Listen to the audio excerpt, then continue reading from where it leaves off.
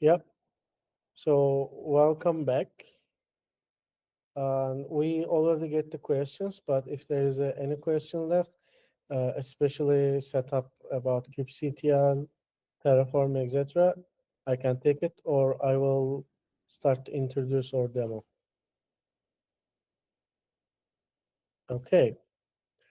So today we will deploy a Node.js application first. And then if we have a time, we will deploy Nginx. And if we have a further time, we will deploy the application you guys developed yesterday with the CI/CD. So this is a example application. As you can see, when you go to hello, it just says hello back from instance ID. And this instance ID is generated only one time. So theoretically, it has to be always the same instance ID, and this instance ID will change every time when we restart the application. So it is seem like this. The Barney is the instance ID, uh, and then we will start the demo. So I prepare a Docker container for you guys. Docker Hub.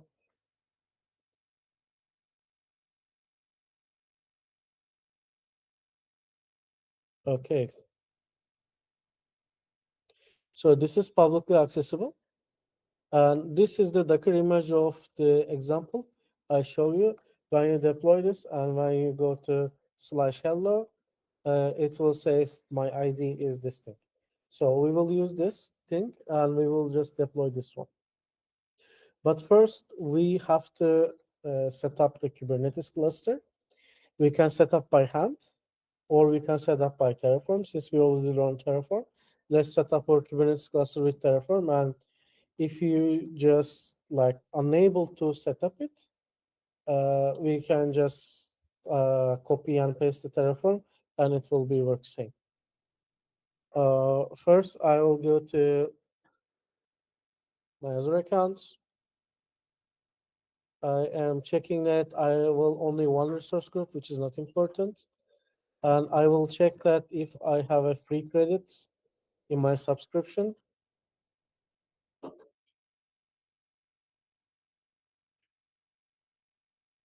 So please, guys, check this page. Oh, yeah.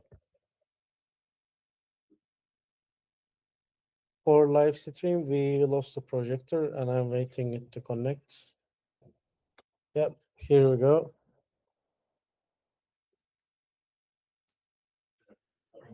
Yeah, this stream is not fixed, right? Uh, Thank you. It goes again. Even I didn't reach the Google Meet and it goes again.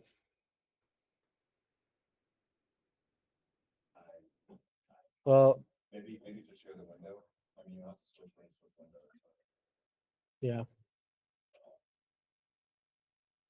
Like it goes again. Like I'm not sure how this will work. And if you're doing just like the Chrome window, for now, just do the window, and then it'll be resistant to. Okay, but I may I may just jump application really fast. So it has to be entire screen.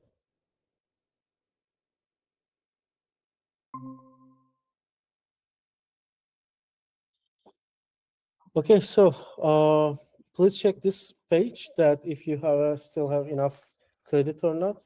I think okay, there's a subscriptions here, and when you click the subscriptions, click the subscription one. Like for me, it's subscription one, but check if there is enough credits. Like I don't have a credit. If you don't have a credit, screen is like this. So check before deploy it. And yesterday while doing demo, I spent $1. So make sure that you have at least $5 in your account. Okay, so what we do is we will first start with creating creating a resource group, and I'm quickly jumping to Visual Studio Code. I will create a new file named main Terraform, and as usual, we will just put the providers here. Today, the provider, I update the provider yesterday. So the version 4.16.0, the provider I use. And also at Azure RAM, you can just go paste the subscription ID like this. Where you can find the subscription ID, just jump to the Azure subscriptions. You can either copy subscription ID from here, or you can use Azure accounts show below the stream, right? Okay, I will share.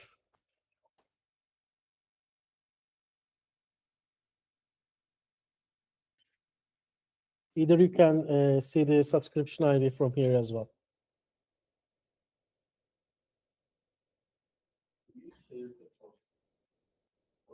No, not yet.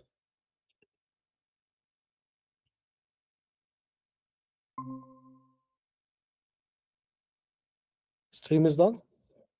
Okay, so I will also share this with Discord channel.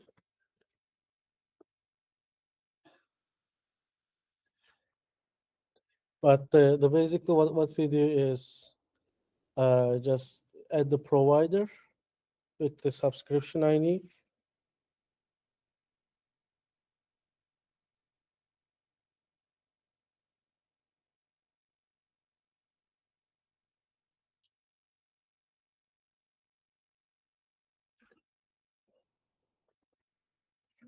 Okay, I share, and please do Terraform it.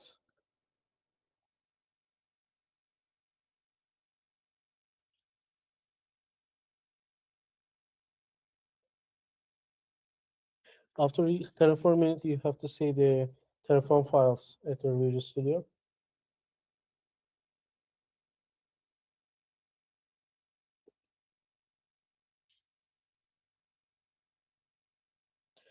Okay, so this was the main tier, and right now I have to, like, since this will be a little bit complex than the other one, I will also create the other files as well. So for putting the variables, I'm creating variables.tf file. And inside of this file, I will just put the region. I will go with West Europe. You can just go with other regions as well, but I think the West Europe is the faster about launching time, so I will go with West Europe.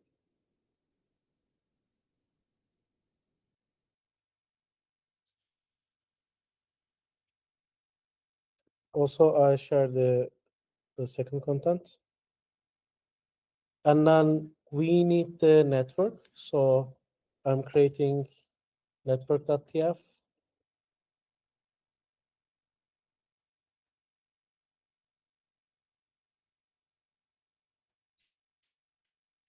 I usually put network to a different resource group. So that's why I will just create a new resource group, and I will say that this is Azure Kubernetes services, nets, and the location is a variable region. And also, I think this is a good example that how we use the variables, right? And let's plan this, Terraform plan.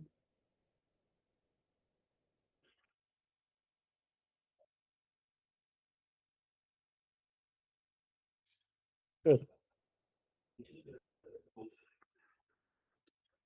The network, I will. I think it's better me to share all of them because I will create some other resources as well. I'm actually like running this because I need to check if I'm logging my company account or the demo account,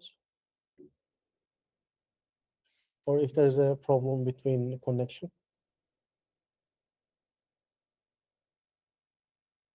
Okay, so let me quickly check that if my resource group is here. And also this is the little bit like I'm trying to show that the people who is not in the Wednesday's class, what we are doing with Terraform. And yes, we have a resource group. Oh, who was not there at the Terraform class? Oh, okay. Uh, do you guys know Terraform? No. So Terraform is basically a tool that we can create the infrastructure, and when we apply it, it will automatically create the resources. We do this at the Wednesday course, so well, I will do a quick introduction. So I write here, hey, I want a resource group name AKS.net, and I say that, hey, Terraform, apply this, and Terraform says, I will create this for you, and I say yes, and here is the resource. So this is basically same thing, like clicking here and selecting like Kubernetes and deploying from UI. But since we don't like UI and because of many reasons we talk at Wednesday, we are not deploying this UI. We are deploying this on Kubernetes. Sorry, on Terraform. So I create my resource group, and right now I will create a virtual network. So I will go with the resource again, and maybe we can just make this smaller. No, okay. Yeah, but I don't want to lose all of it. Maybe we can lose all of it. You guys see that which file is it here? Okay, no worries. So I'm creating a virtual network, VNet, and I will give the same name with my resource group, and I will give the same location with my resource group. And also I adjust my IP address notation with this block. Uh, who wants to told me that how many IP addresses I'm covering with this notation?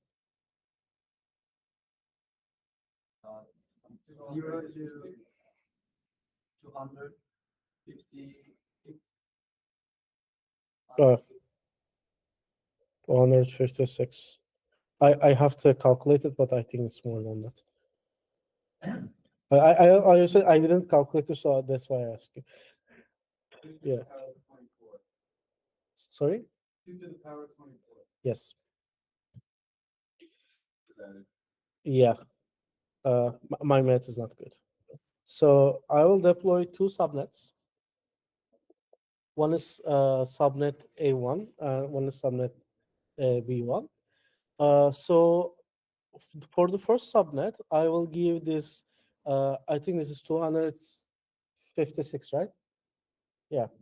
And also this is also 256 as well. So for the subnet A, I will give the IP address starting with 1 in the middle. And for the subnet B, I will give this B. So why we having two subnets?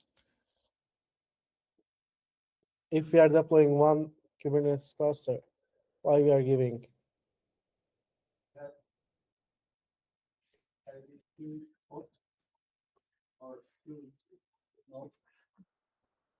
Uh, we may. Sorry.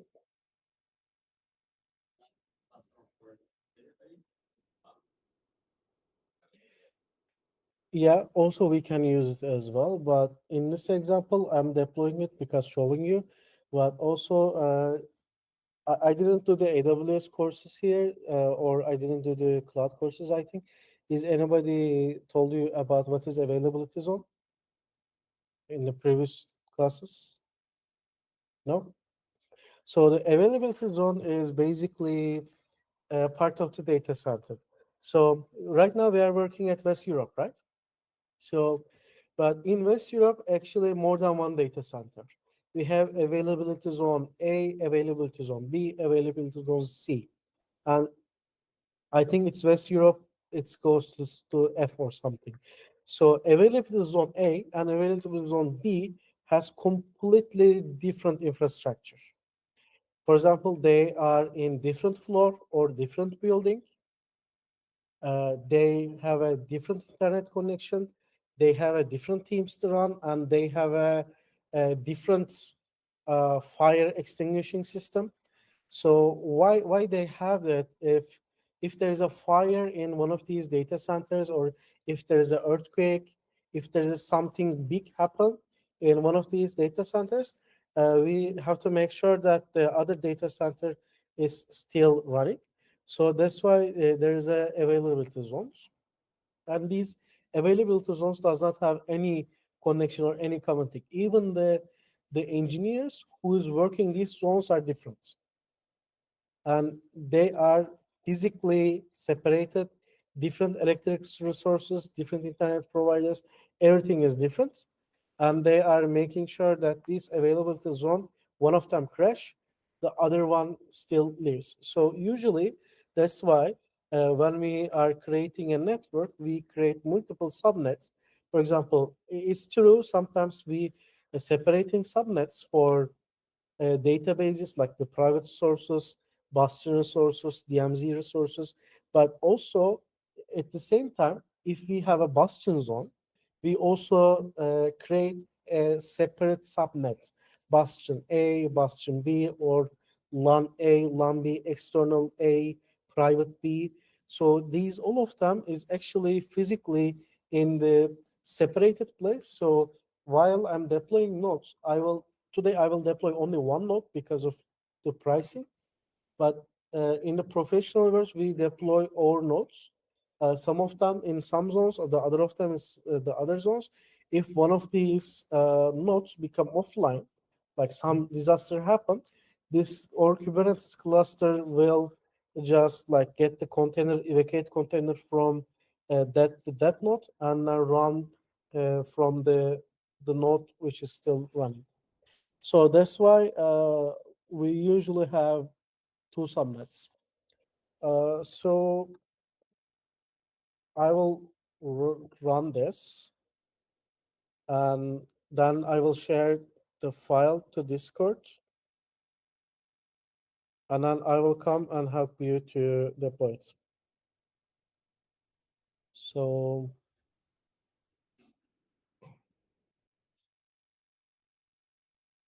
okay, it's on the Discord.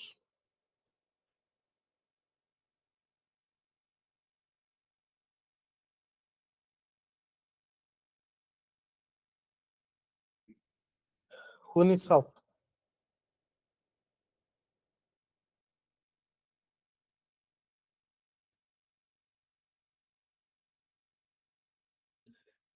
In the resource group now, you have to see the network after you're applying it.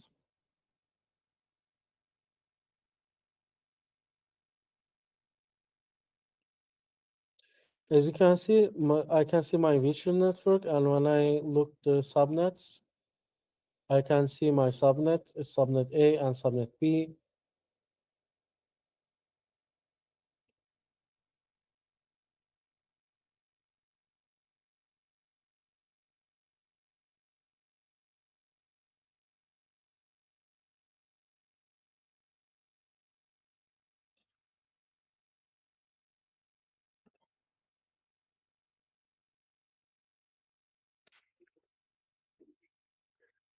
Who successfully deployed the network?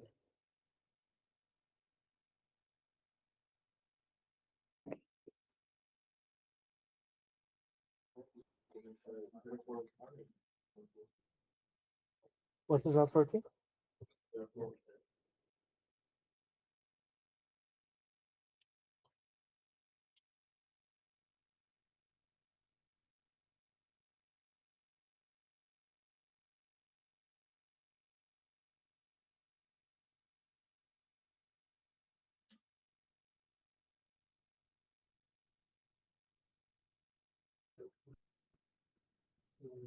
Why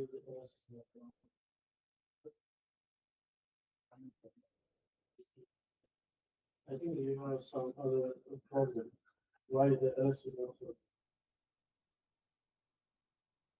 Can you access this location from iTorrent?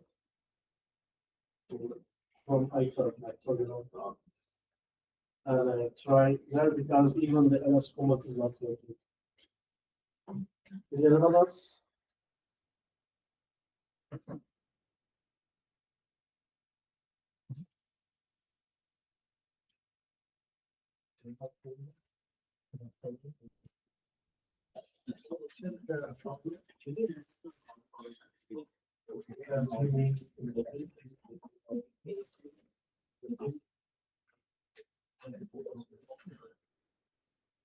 And then you have to follow the URL and log into your Azure account.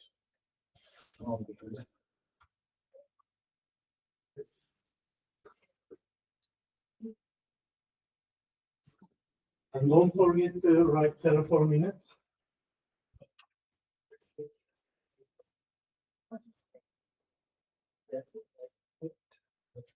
Submits.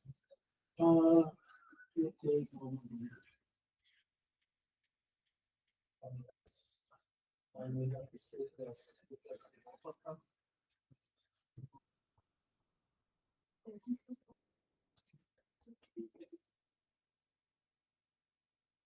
Source code. Yes. You can check the subnets as well. At the left, there is a setting stuff. Yes. And under this, there's subnets.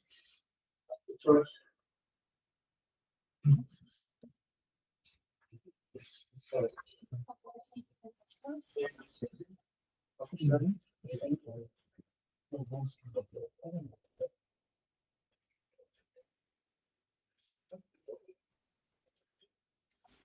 Oh, you have to understand.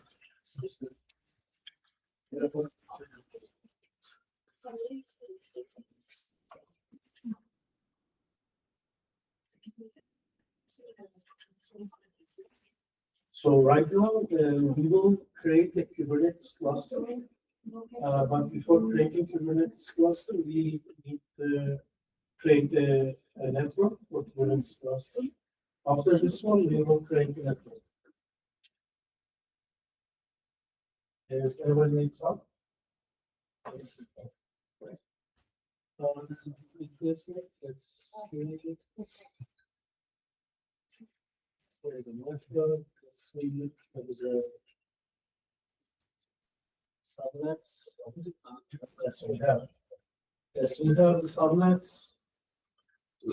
Is everybody has subnets? Oh, I don't. I just don't see. Yeah. Did you write? Did you have the Terraform unit? Yes.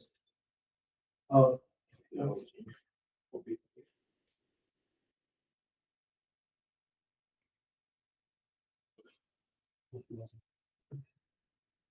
Maybe you will copy and paste something missing. Save it.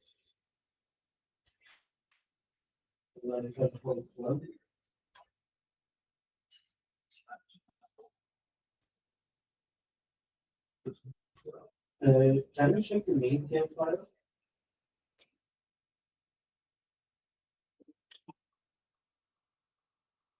Can you check the WAR file? Right here. It still says.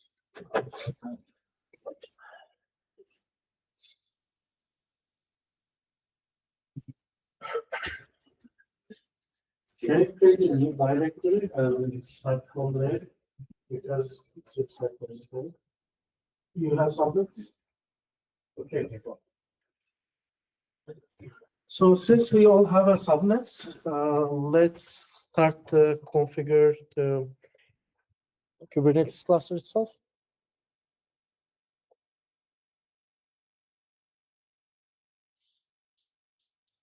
Okay. Now I will create a new file named aks.tf. Inside of here, all of our Kubernetes codes will be here. So first I will create a resource group. Which can you help here? Oh, there.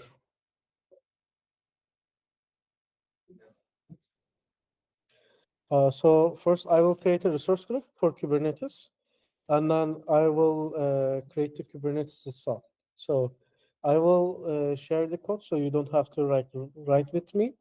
I will explain. So resource, and I will say Azure RM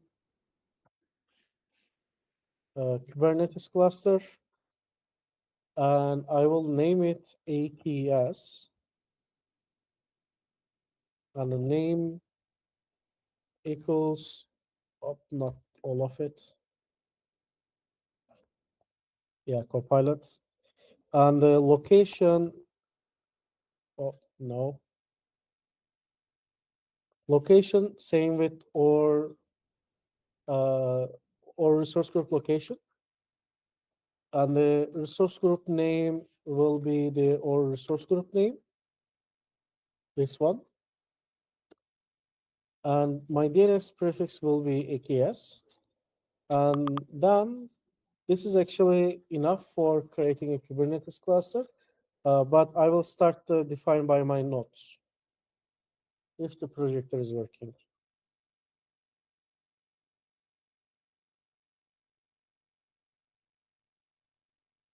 Live stream. Just a minute.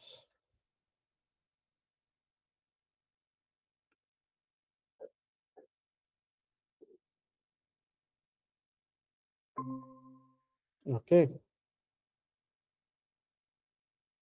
So right now I have to add my node pool. So I will add a default node pool. We will only work with one pool, so there will be only one pool, and I will create a default, and there will be only one node, and it will be standard B2. This has to be cheapest virtual machine I found in Azure. Hopefully it is cheap enough. And I will add identity, and I will create a network profile, and I will add as a block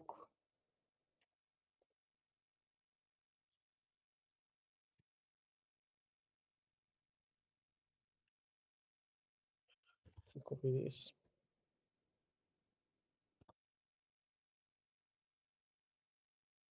So we also add the network profile here.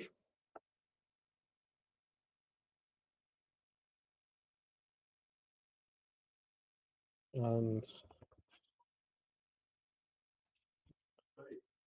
Is it responsible for Kubernetes yes, configuration? yes. Like since this is demo, I put the minimum configuration, but if you want to like play with that, there is also probably hundreds of different configuration you can edit. Usually we are creating Terraform modules for company users only.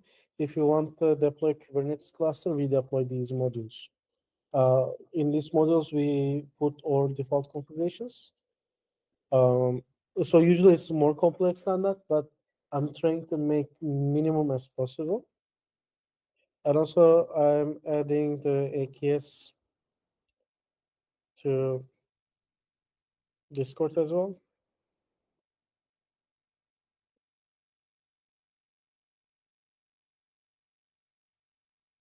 This is the aks.tf file content.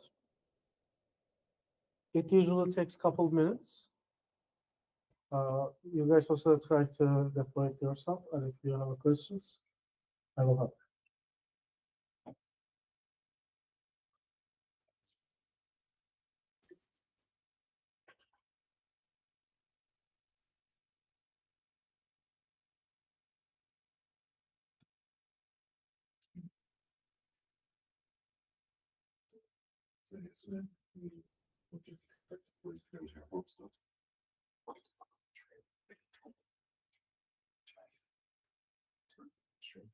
Yep.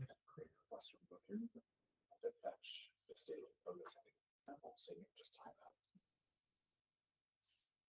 Seems like everything's working today. Also, Wednesday Terraform was super slow as well. When I try on, it takes 3 minutes to create the minutes cluster. I think it's not because Terraform, it's because the Azure's API is forming slowly. I think in one particular network, it has a out of maybe a motor or something.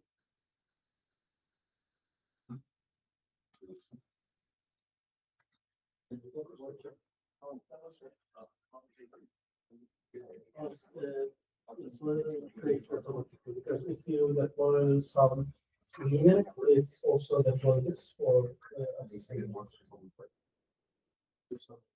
it's something important. Usually it's just maybe a couple of cents. It's not expensive. What do you do? I have a question. Why we are creating a source code again in 80 file? Because I don't want to put everything in the same source code or like it more manageable. Like since it is demo, you can just put everything in the same source code, but usually since this is different from that, in real project there's a whole total different team, which is like work on the network, so they usually have different resources. You did the same. Yeah. It's like this.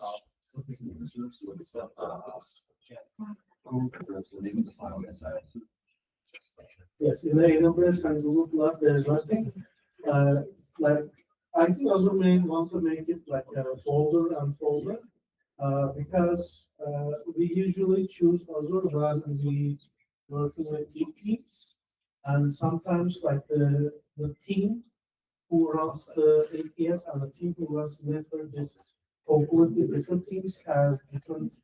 Sometimes they completely different companies. For example, in my company, as a DevOps team runner, we are only responsible of CI/CD. So in this company, as a company, we just 5 people go there and do the consultancy, and we only responsible of CI/CD.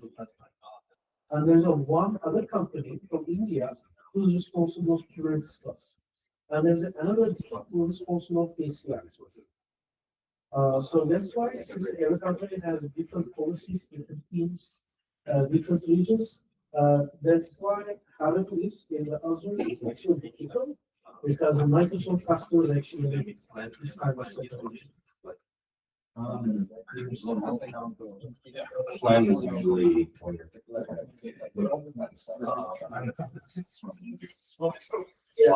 Yes, yes.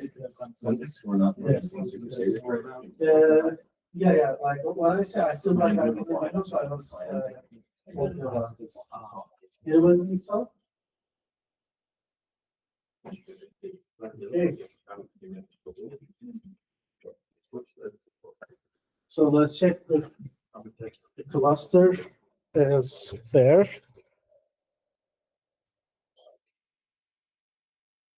have a question. What is it if we change the node count from, for example, 5, all of the configurations with the same? That's what?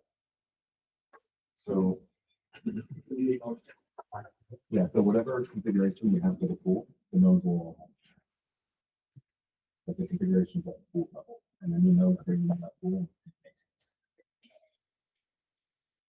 So as you can see in the AKS resource group, we have the Kubernetes instance named AKS.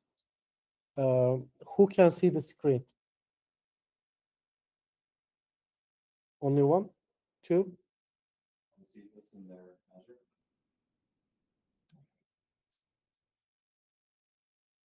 3, 4?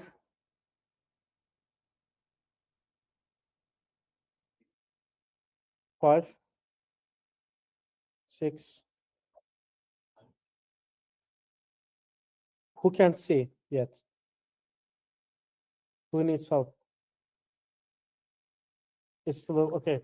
Let's wait a little bit because the next steps we will jump from Terraform to Kubernetes. So Let's make sure that everybody has cluster.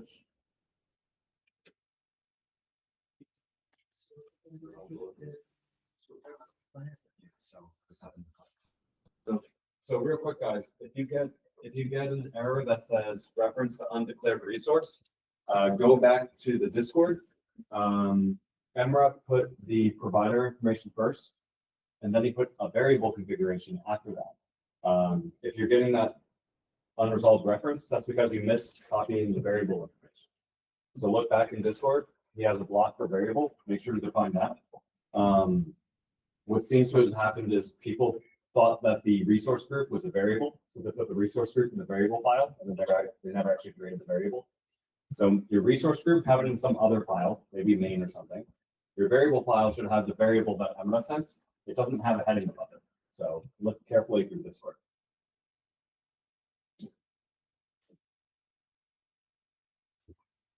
Who can't see the screen? Still playing? Only one person?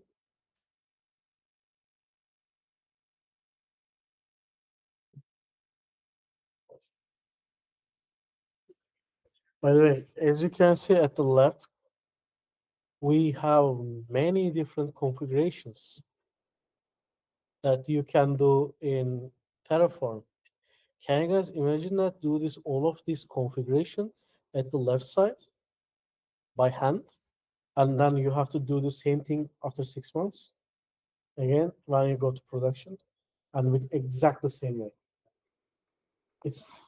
It's not possible for humans, I guess. And worse, they probably make a UI change in those 6 Yeah, months. yeah. Well, I think the sequence is like exactly same in the last 3 years, but I don't think others changed too much. But AWS, well, sometimes I just found something and the next day it's disappeared. Mhm. Okay, are we ready to jump in Kubernetes? So, I don't want to like work in like crowded places, so I will just create another folder. Yeah. Okay. Just a second. Let's wait. And then please fix the, thank you. Right.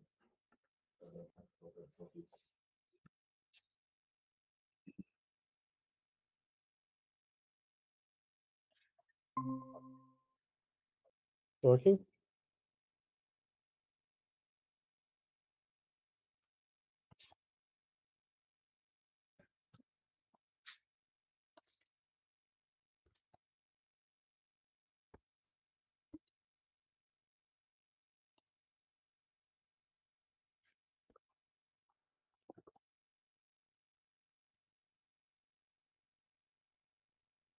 Okay, I open a NIF Visual Studio and I will open terminal.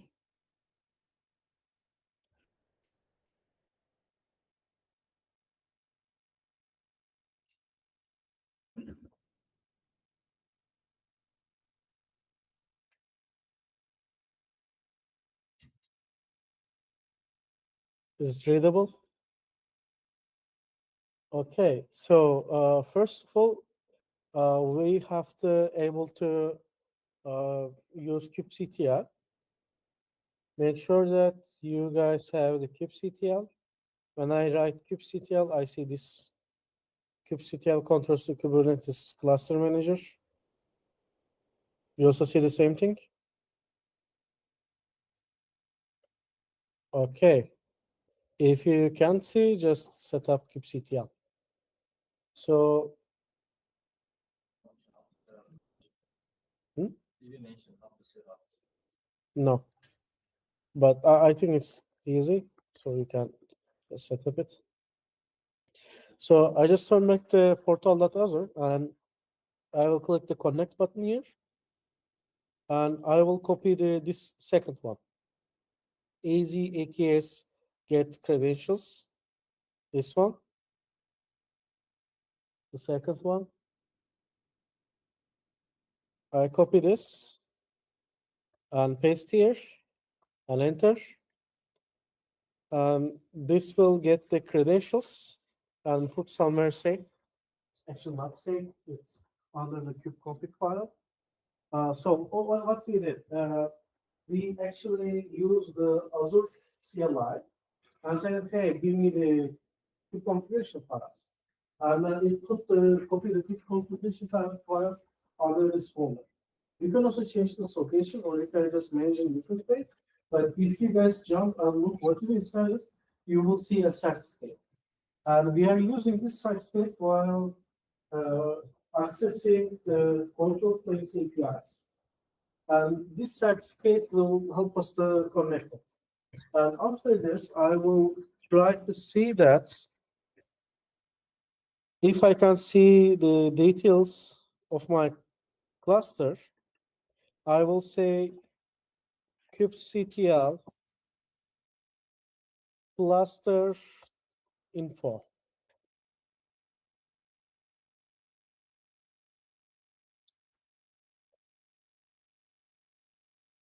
Yeah, and I can see that Kubernetes control plane is running in this address. This control plane is managed by Azure. So, and also I get the bunch of other information. So this is our checkpoint. Let's make sure that everybody can log in the kubectl. So you have to see this similar information like this.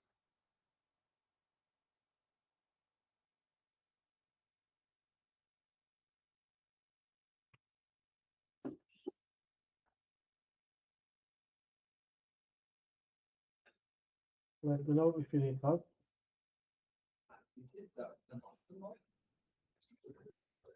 Yes, this is the control plane information. Okay, So basically this is communicating with the API of the Yeah. Kubernetes cluster.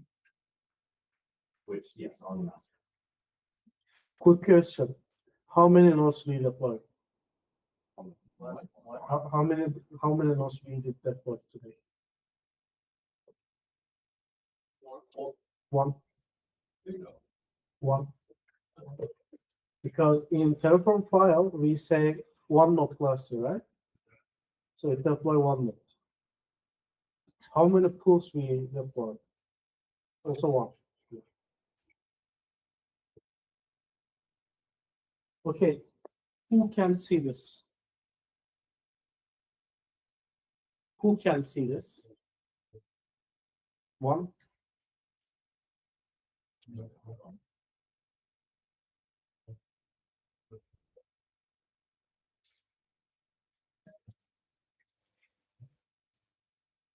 Okay. So, and also another way to see the nodes is I can say that kubectl get nodes, and this will show me the nodes. So, as you can see right now, I only have a one node, and it is 11 minutes old, and I can see the version. I can see the status is ready.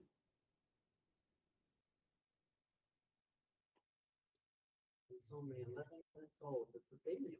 It's a baby node.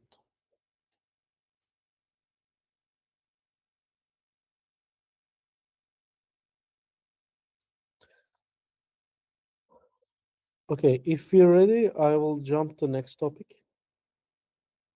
So, the cluster up and move it to the node. okay, so we talk about this briefly about the namespaces. And in Kubernetes, we have something called namespaces. You can just think that these are virtual rooms that you and your team can go and play. You can just set some rules for these namespaces. You can just assign different teams. You can just assign to different people. For example, in some cases, uh, we have a huge engineering team in one of my clients, and they have many different teams. So there's a one team who is responsible of the ATMs. There is another team who is responsible of the credit cards, and there is another team who's responsible of something else. So the ATM team is like the beach say, it's just from the code, machine code till the administrator API to the Kubernetes API, the same team do the thing.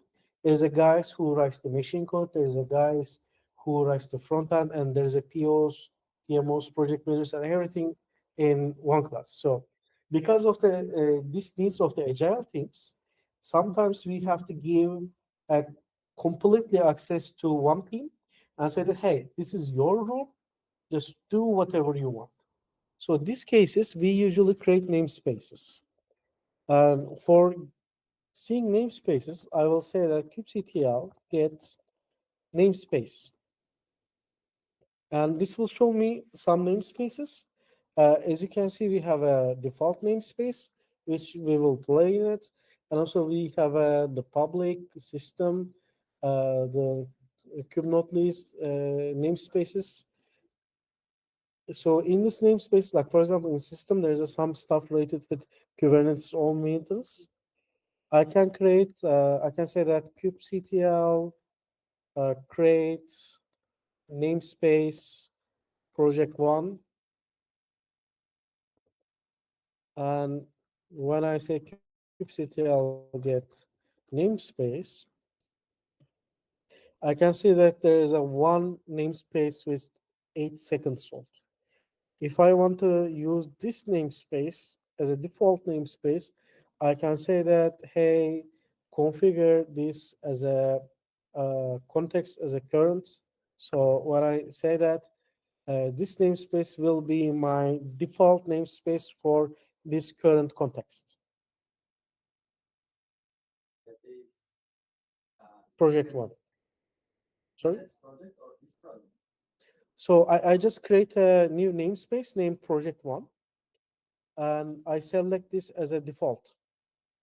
And this context, the context means like this connection plus this configuration file, because in this computer there's a kube configuration and there's some like definition of defaults.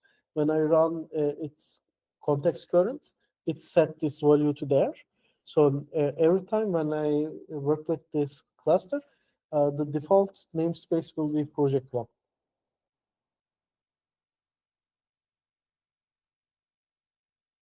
So others can make changes with this namespace. Yeah. This project, Yeah. For example, if you want to just to jump to default, you can just write default here. Or for example, if you want to get all CTL, get all in some specific namespace, you can say that, hey, I want to get the all resources in the default with /n. So maybe it's better me to just go with the default. So I will just jump to default as a current. And right now I'm saying with you guys. namespace. To create a namespace, you can select Hmm.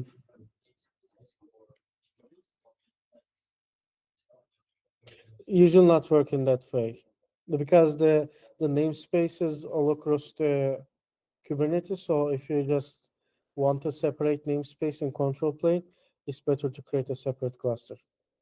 Because sometimes in some organizations, we have many clusters. And we are managing these many clusters with different tools.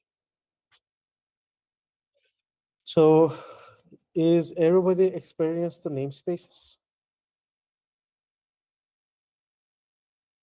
Okay. So then right now I will create my first pod. So for this, I'm creating a file named pod YAML. Maybe we can just rename this to, yeah, okay, let's make it pod YAML. So let's close this one. In the same directory, like here, pod YAML. So then in this YAML file, I will explain my pod like Terraform, but it's in the YAML file, and then I will apply it later. First, I need to use the API version. I say API version is v1, and the kind is pod. And I will, of course, give this a name, and I will say, hey, this is my pod, and the specifications of this pod, there is a one container in it, and the container name is, let's say, hello, and the image location is, you guys remember? We had the image here somewhere. Here. This.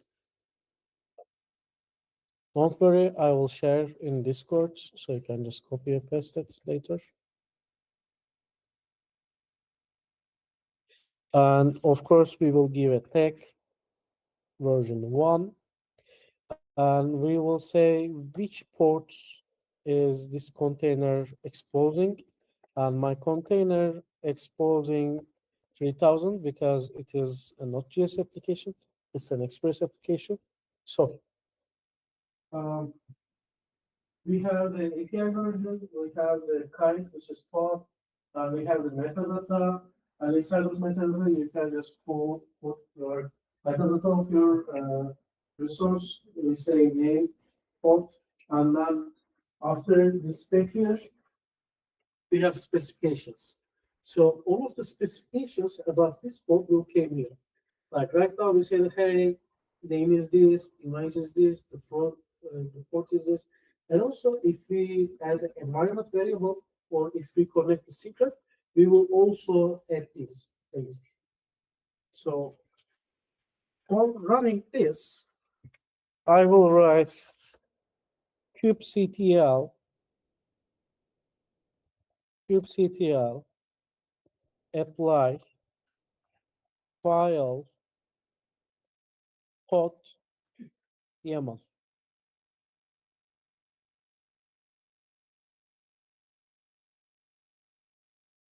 Okay, and it says pod created. And let's see if it's really created or not. Let's see kubectl get pods.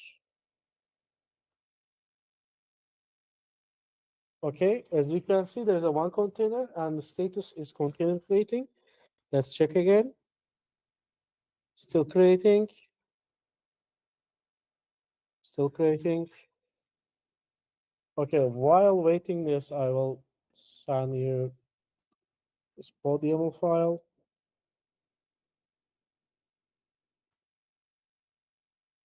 You can just copy paste and apply it. Yeah, and as you can see, the status is running. I will wait, and after everyone see the running status, we will see this the pods, what is in it. We will see the logs, and we will look the status of the spot.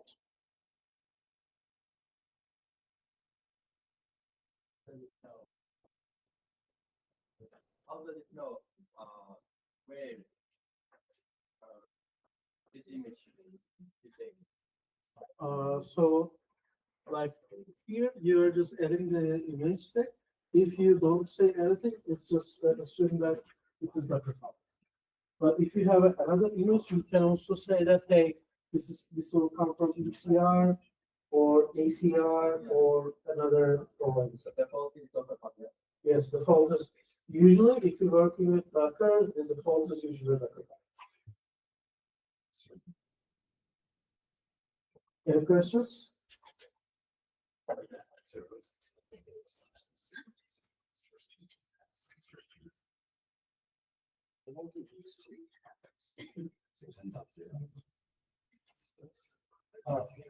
Because yeah, and also this has to be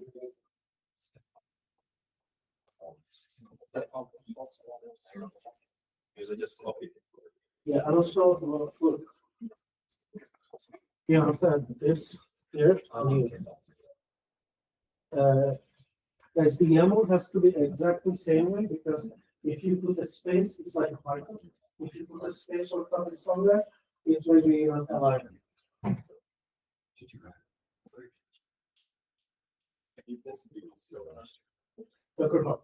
Yes.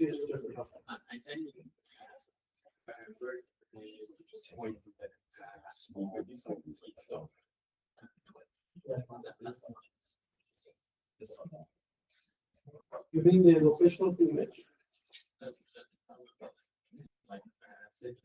The technology is default is that. Also, I don't know how to share.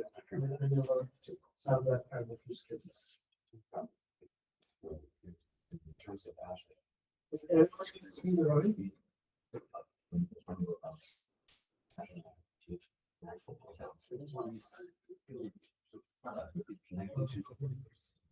So when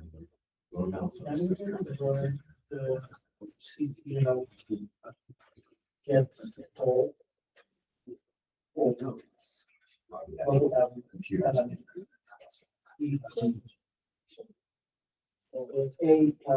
So one was cluster just a group. Kubernetes. It's a cluster. So right. We have virtual chairs. One Kubernetes serves out.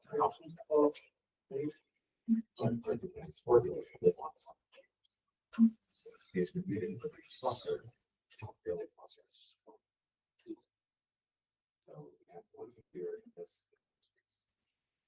The load balancer is so that replaces with the load. The load balancer will receive traffic and it'll forward it to. I think there's a C. There's a C over here.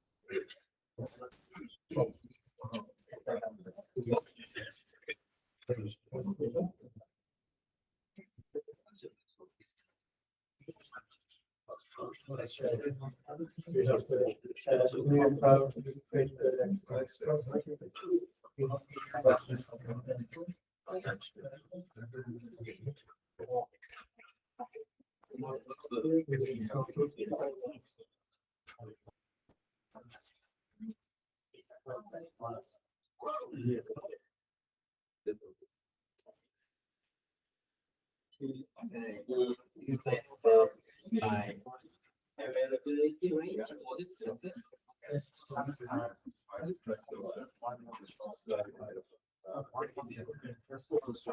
Let me know if you have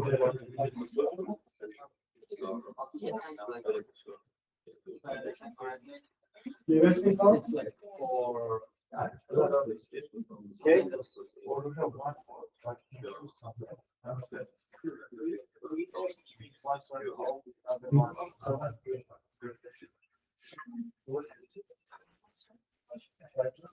No, I think it should be like usually you can use second or the reason why we should put on it because for some kind of situations. Hey guys, let's take a quick break. Natural disaster. Let's take a quick break. If you need to get stuff fixed, you can take time to fix that. And then we'll continue the session. We'll come back in like 5 minutes. Okay, just a second.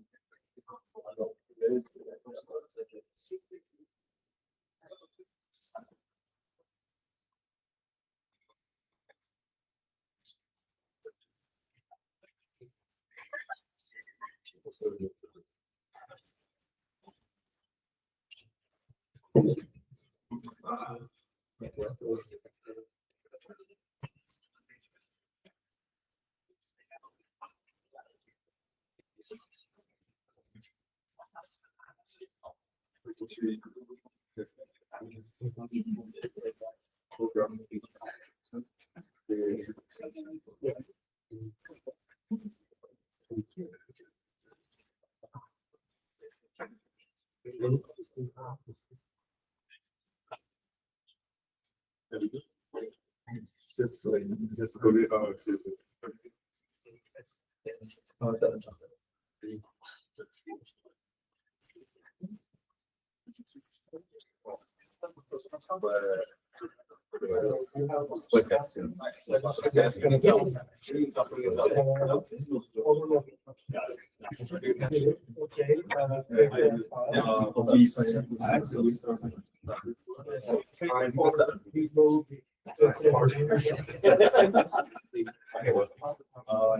I got lost back.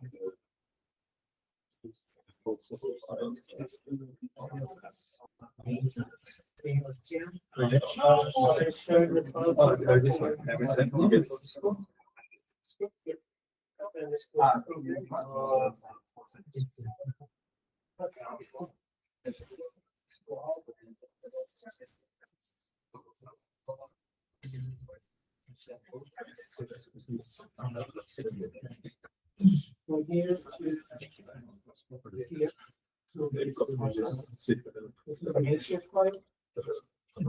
It's a makeshift, and then the RTF file.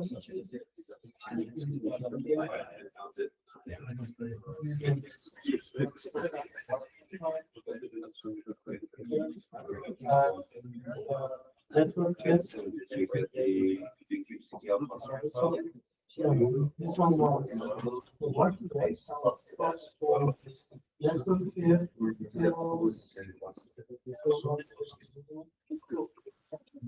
Oh, you don't have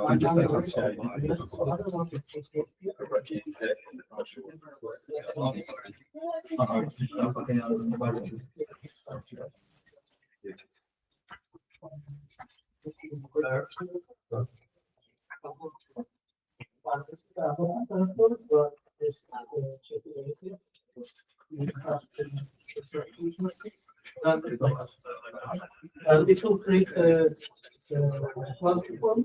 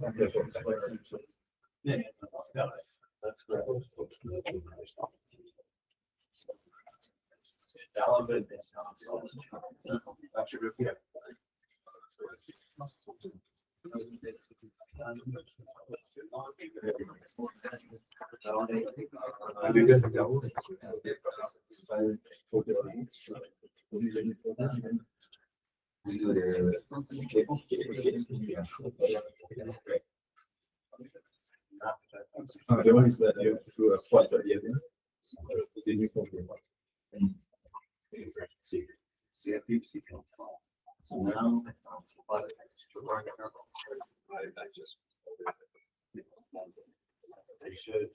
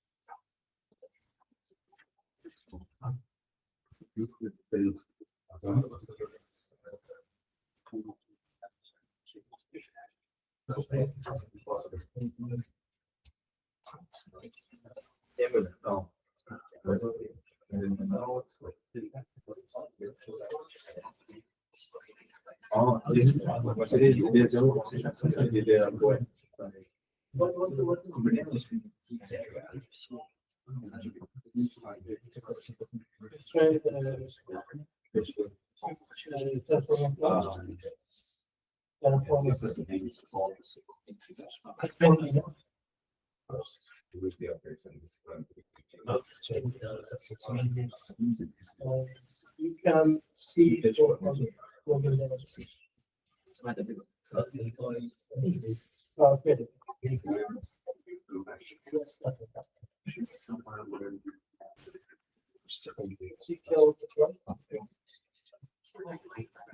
There's somewhere to get the.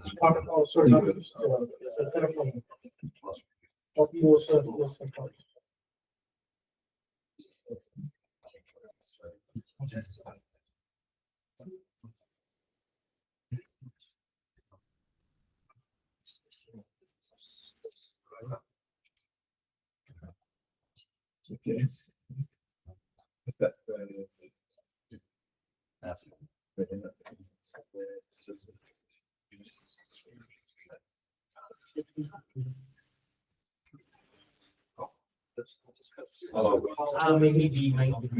No, incorporate this from source code. I think that I show you. Yeah.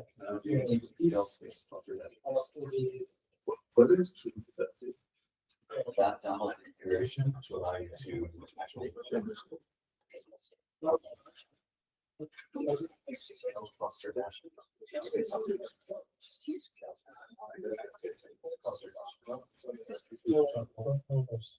It must be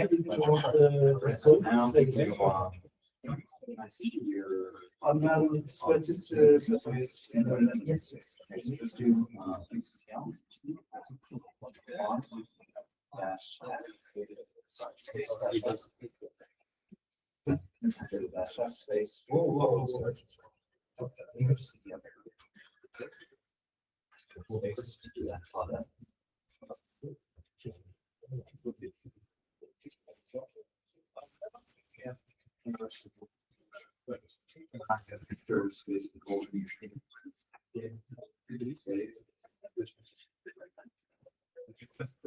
Yeah, I feel that.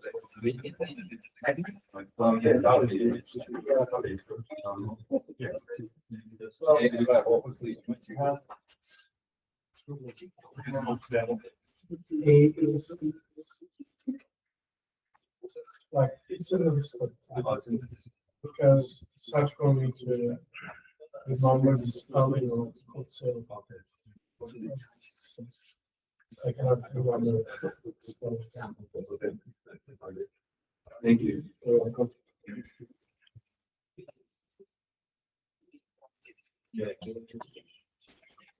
Good to go?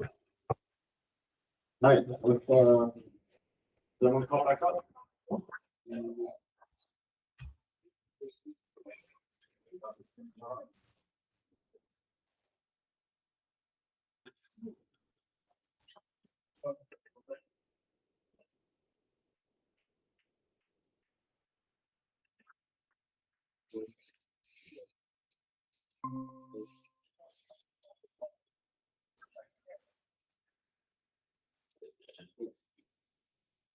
Okay, I think everybody is already running.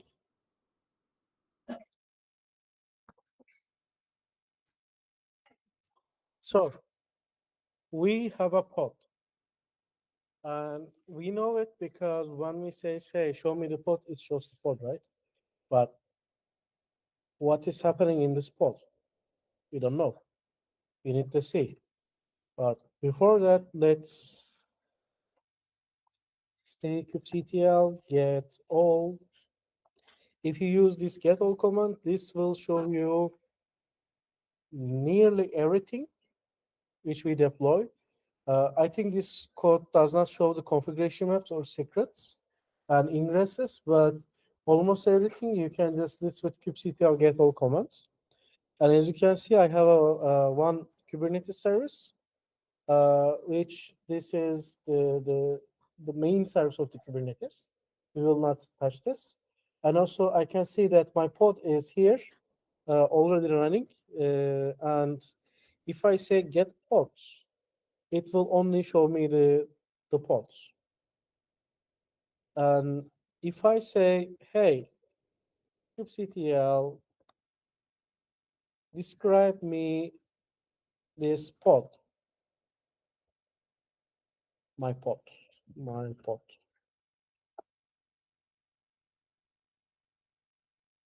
And then here I will see that the description of my pod. So there's a lot of useful information here. Let's just read one by one and try to explain. So the name, my pod, and the namespace is default, and this has a 0 priority. And I can see that which physical node, which or virtual node is it. I can see the start time. I can see the IP address. And I can see the container ID, the information about image. I can see where is this image is coming from. As you guys already see, it's a Docker.io and the tag of this image. And also I see that the port and the state is running and it's ready. So I can see a lot of information here. Yeah. So, and also I can see the events. So for example, the first events from kubelet. Okay, quick question. What is kubelet?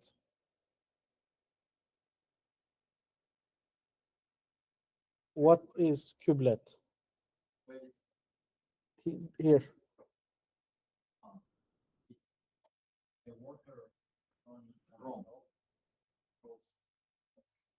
Yes, yes, true.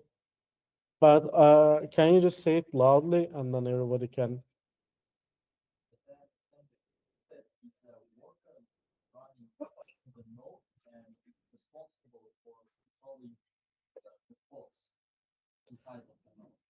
Yes, correct. So the kubelet process is, as we talked before, every node has kubelet process.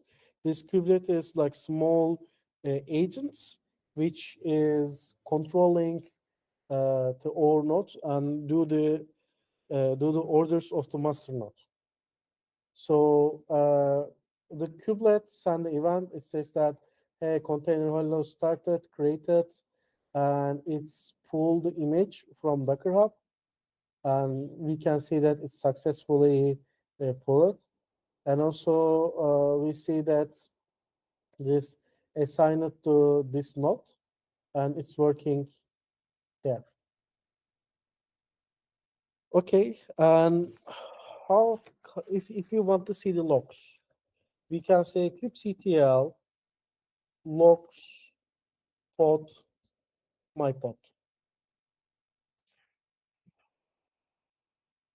And as you can see, these are the logs of the application. The name of this node is Barney. Okay, let's not forget this. And this is running in localhost 3000. And the application names is this is actually the FCC's demo. So if I go to localhost 3000 on my local browser, can I access it? No, because it is running inside of the container. So, and also one command is when I write top pod, of course kubectl top pod.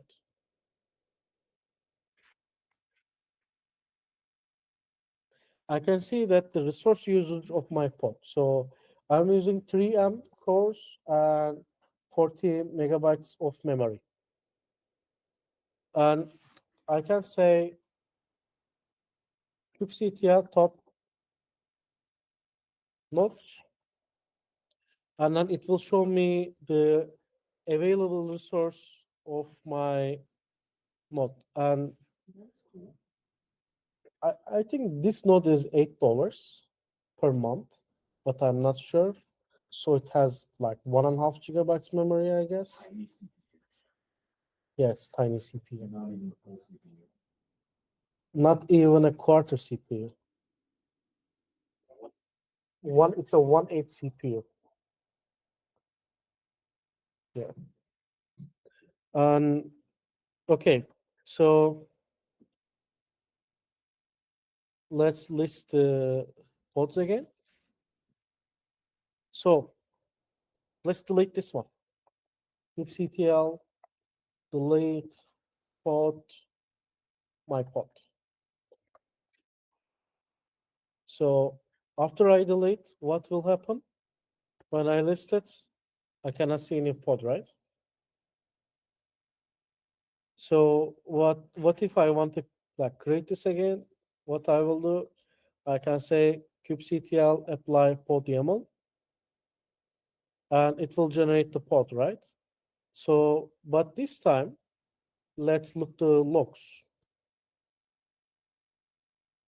As you can see right now, it names Ted, not Barney. So this means that, and also if we look the descriptions, let's see the description of pod. We will see that this time the IP addresses change, right? Because we delete completely and we create again, and right now we have a new IP address. I will give you a couple of minutes, you guys to redeploy it, delete it, look the logs, describe it, just play with your pod a little bit. And meanwhile, if you have a questions, I can get questions. IP. Subnet one. In the subnet one, yeah. Well, this this Kubernetes itself in subnet one. So this IP address is not valid in the virtual network. This IP address is valid only inside the Kubernetes. But if I create an ingress from here, and that IP address will be valid inside of the VNet, because right now we are like not in the same level with the other network level. But you can say that if we have a node IP address, the node IP address, of course, will be at the subnet one or subnet two. I don't remember. So Kubernetes creates its own virtual network inside the cluster, and that's where the computer. So that 10.224 network, that's inside the Kubernetes cluster and does not exist outside Kubernetes. If you're anywhere outside of the Kubernetes cluster and you try to hit that IP address, you're not doing the same thing. And that local IP. It's a virtual IP address. Yeah, it's a virtual local inside the Kubernetes IP address. But if you have another pod, you can use this IP address to access it. Let's imagine you have a two pod, and one pod access the other pod with HTTP call, and if you like go to this address, you can access it. So I think it may vary based on the configuration of the cluster. Sorry? Configuration of the cluster, it may vary based on Yeah. whether we use AWS, VPCC, and then more. But no, it's actually like inside the cluster. If you create the ingress and access to the outside of the cluster, yes. But right now we are inside of the cluster. This is a local IP inside of the cluster. This IP address is this IP address related to our configuration? some way? In Terraform? Yeah. Well, in Terraform, we can also configure this from Terraform, but I think we didn't do that. Like, I'm trying to make everything simple. That's why we didn't do that. But if you want, you can configure your Kubernetes cluster to like use with like 100 IP group or 172 IP group. But I think you are asking about the network profile, right? Well, let's talk this later because it's kind of advanced option. Okay, if everybody play with their pod, let's delete it. Did everybody delete the pod?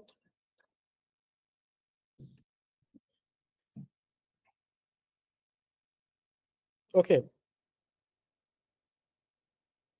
So we talk about the secrets, right? Let's assume that this application needs a database connection, and we have to give a secret value. So I'm coming here and say that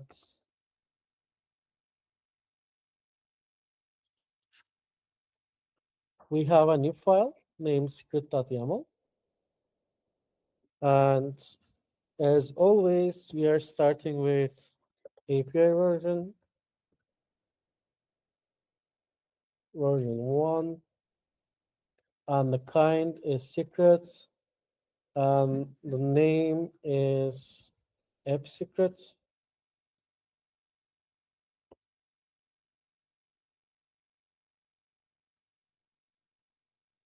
Let's give a type, and let's say that, hey, your data is K, and a value. So these values has to be base 64. As we talked before, I don't remember why, but we have a guess about it. So this is our secret. We have the API version. It is version 1. We have a kind, it's secret, and we have a name, we have a type, and we have a data unit.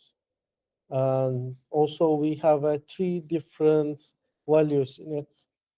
And we will apply this as the same way, which we apply to the pod file. We will say kubectl apply f secret YAML, and it applied. So kubectl gets secrets, and it has to be sure that yes, I have a secret, and it is 14 seconds old, and there's a 3 type of data in it. Yeah. What's the difference between kind and type? Okay. Go for it. So kind is the Kubernetes resource. So the resources are things like pods, sets, bitmaps, ingress, all that. Those are the different kind. In reality, on the Kubernetes cluster, it actually corresponds to an API. So when you're doing like get pod, that's literally translating into a REST API endpoint of /pod, which is get. So it's basically defining the API endpoint that you're getting to request a Kubernetes resource. That's the client. Type. This is something specific to this secret kind, right? Basically everything, a lot of people usually put like a space here. Because everything above this is standard for every single resource in Kubernetes. And everything below this is specific to whatever the kind is. These are basically resource-specific attributes. So secrets, there are multiple types of secrets. The most common type is opaque, basically meaning that It's not just like a public easily seen secret. Is that accurate? So what would be some other types of secret? I don't remember off the top of my head. Yes. TLS, yes, TLS. When you need the SSL certificate, you can put the certificate in the TLS. And also, I think there is a couple more secrets types. And also, some cloud providers has some modifications on Kubernetes, and they have some own secret types, but I also don't have too much information. Right. Opaque is the most common, Yeah. along with TLS. The TLS type is specifically for TLS certificates for doing HTTPS. Another kind is Docker credentials for when you need to log into a private Docker registry, much like what we did the other day with ACR, Azure registry. So those are at least three common types of secrets. Yeah. And also, let's go with the configuration as well. Just give me a second.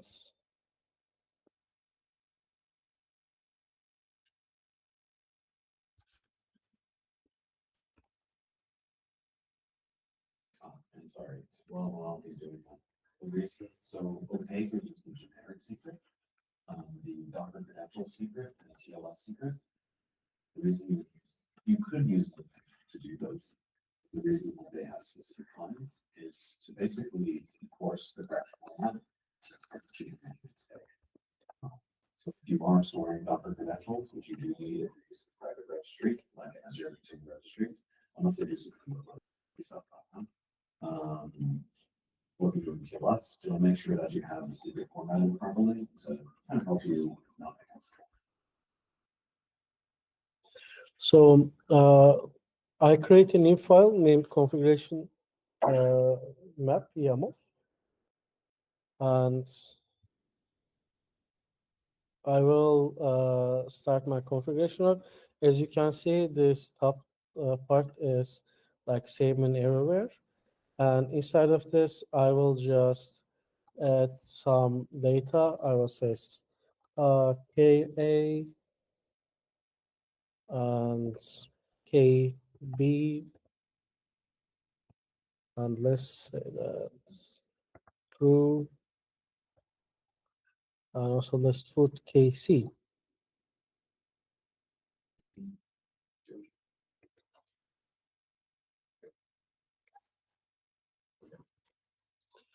So also I will apply this with the same way, which I apply with secrets. I will just say that configuration map YAML apply. And okay, we create secrets and we create configuration map, but how our pod will access these, right? So we have to turn back the pod YAML file, and we have to say that, hey, you have to access this. So there's basically a couple of ways to do that. One of the ways is I can say that, hey, environments name KA value from, okay, let's do a manual example.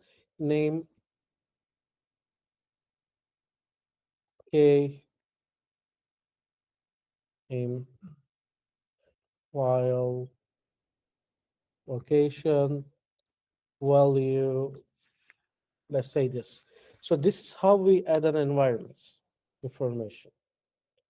And if the environment information is inside the secret file, secret, you can say that, hey, this is the KA, the environment name, and get this value from secret K reference. And the name is app secret, which is here. The name is app secret. And then the K is KA. So like doing this and doing this, doing name KA and value what is the value of the KA? This. So there is no difference between this one and this one. Just, of course, obviously, one of them is secret and base 64. But otherwise, actually, this is the way that I can just use the secrets or configurations while I am adding a new environment. Do note, however, it is better practice to have your secrets as separate resources, not embedded in the flow. Yeah. So also, if I want to add a configuration map, I can also say that this value will be from configuration map, K reference, app config, which is the name of my configuration map. And I can say that key B. So this is some way to linking the configuration or secret to or pod. But if you add a new secret, you also, or if you add a new configuration, you have to change all the pods. So usually we are not using this method in production. We can use another way.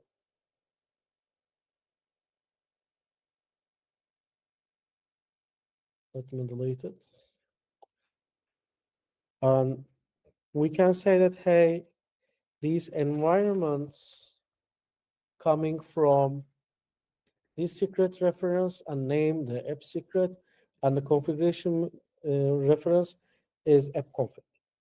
So this is also another way. And in this way, if you add something to app configuration, you don't have to like modify all of your pod configuration files again. If you add something to configuration, you don't have to modify this file. Oh, because you're doing the right. Because the other way, you have to say that this is from there, this is from there, this is from there. Yeah. Yeah. The whole environment variable.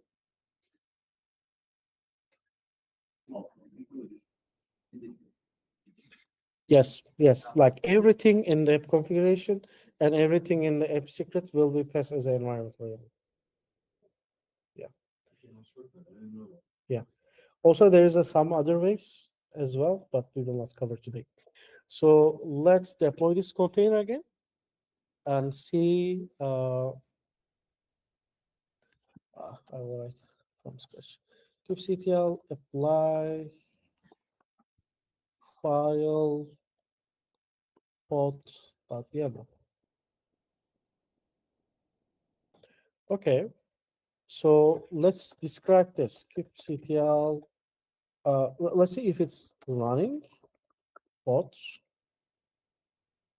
Yes, it is running, and let's see kubectl describe my pod.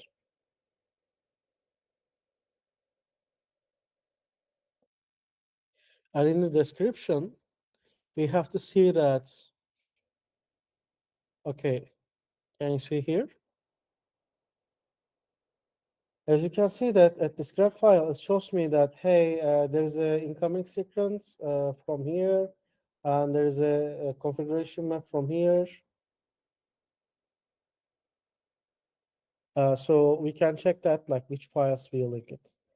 And right now, I will send the updated pod YAML file.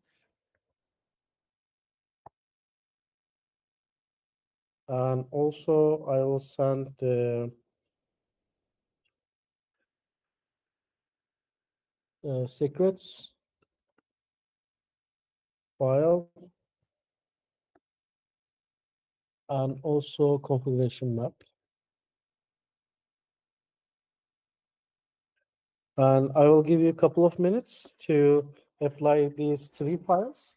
First, the secrets and the configuration map, and then the pod YAML. I'm giving you a couple of minutes, then you can apply it. And then when you see this secrets in the terminal, then we can just go to the next example. During this time, if you have a questions, you can ask it. Like the goal is we have to see this. Let me know if you see this, two of them.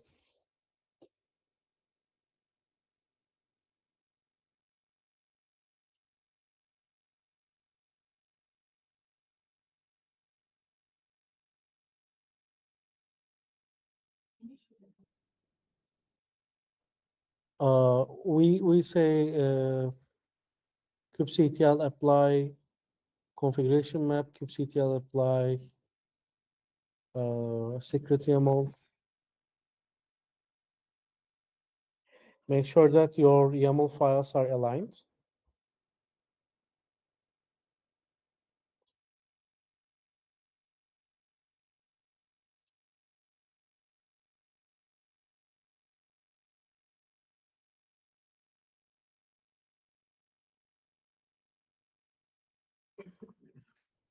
Any problem?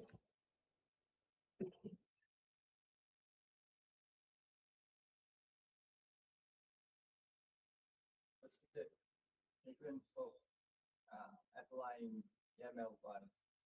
Sorry? Difference of applying YAML files. First of all, do you have to apply code or secret file? Like since the pod depends configuration and secrets, if you apply pod first, then it will say that I cannot find the secret and configuration. So it's better to apply configuration and secret first, and then the pod itself. Of course, later, once you have to do more advanced stuff, you don't have to worry about that. They're for you. But we're not there yet. Well, actually, I'm deploying these with CI/CD, so I'm just committing, and it's just deployed. Fancy guy. Also, I put my Terraform code the same place as well. Terraform is also CI/CD. When I need an example cluster, I just run it. And sometimes, like in the company, when a guy creates a pull request, we trigger this pipeline, and this creates a small Kubernetes cluster, and run the code over there, make the unit test, and then we can see if the code is working or not before merging the pull requests. So imagine that for every pull request, you are creating a Kubernetes cluster from scratch, configure it, and run everything in it. That almost sounds like a very mature DevOps setting we'll talk about on day 3. I want to.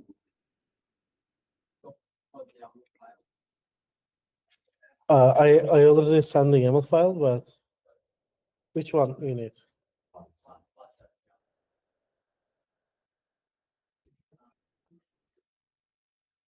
Is it readable?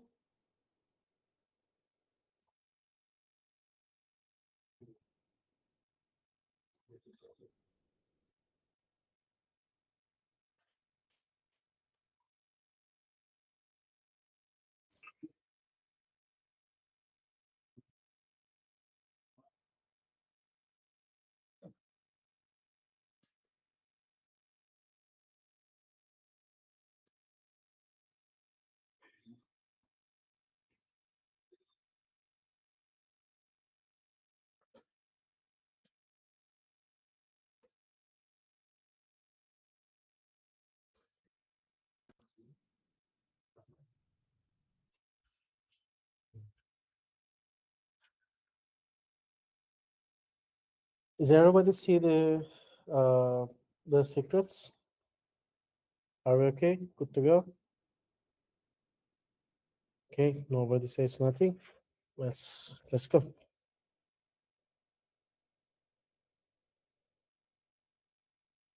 So, but when I delete the pod, what happens? It's also deleted, right?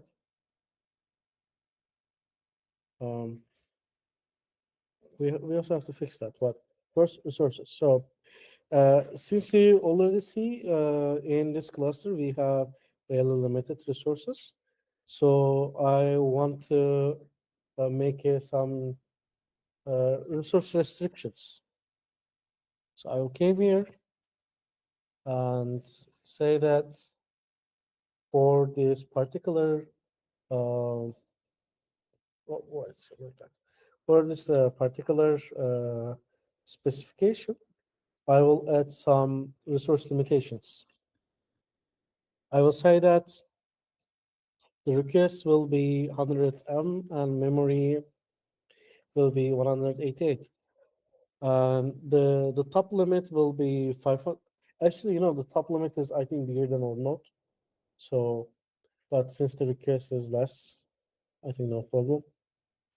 So I add this for limiting my resource, and I will apply this again.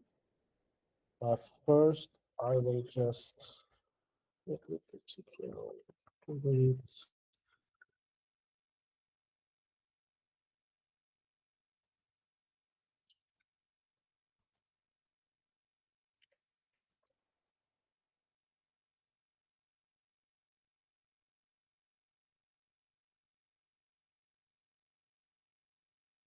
Lee, what's the line?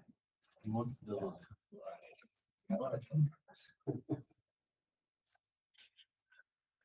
And let's apply CTL, apply.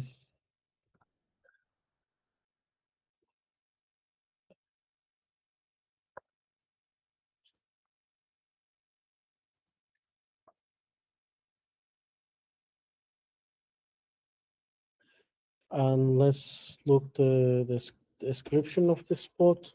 And right now at the description, I have to see that there is a resource limitation. Yes.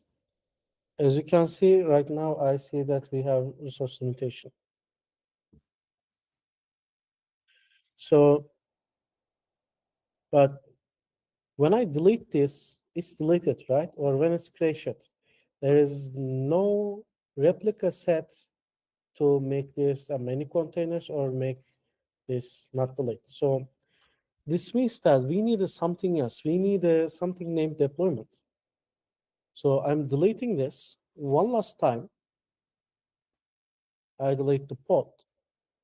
And I am creating a new file named deployment EPL YAML. And inside of the ZPL YAML, I will just keep all of my current pod, but I will add some additional configuration. Okay, let's look in this file. API version is the same, and the kind is deployment, and the name is hello app. And right now, the specification of this, I'm saying, hey, I want 2 replicas. And my selector with this is app hello. And my template is this. And inside of it, its specifications is the same with the pod, right? Go first. Scroll back up one. What? Can you scroll back up one? Hey, Ahmed, what does selector mean? So the selector, okay, so sometimes we have to match some resources with each other. For example, a service needs to know which ports it has to be directed traffic, right? So that's why we have an operator called selector. We are basically labeling this, and then we use this for selecting where we label and where we select it.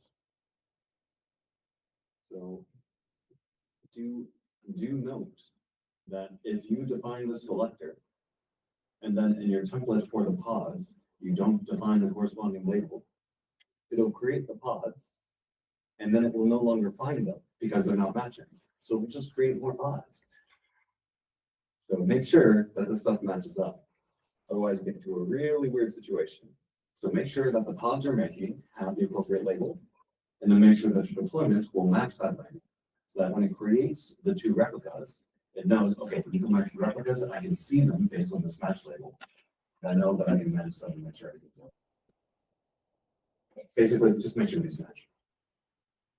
Yeah, otherwise it will not know that, like, who is this pod.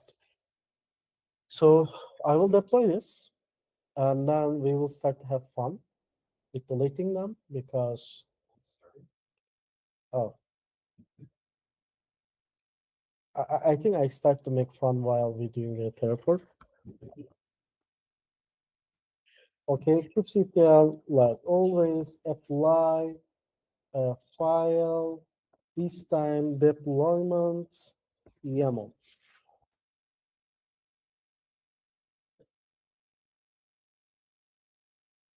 Okay. Oh, by the way, somebody asked me that how fast is creating pod, right? Who was that? I think he was Tom, right? Probably. Yeah. It's fast because the last time when we do terraforming, we have to wait the web app to open, and it was take a couple of minutes. But in Kubernetes, it's way faster than that. Now also bear in mind, the pod can be created without any of the containers in the pod being created. These are two separate sets. So yeah, a pod is a definition creating a container. A pod is not a container itself. So that's why earlier when we created the pod, trying to solve the status of container creating, the pod is a specification for creating a container. So the pod is created instantly. The container may take a little bit more time to come up because I have to pull the container from the registry, allocate the container CPU, but it's still pretty fast.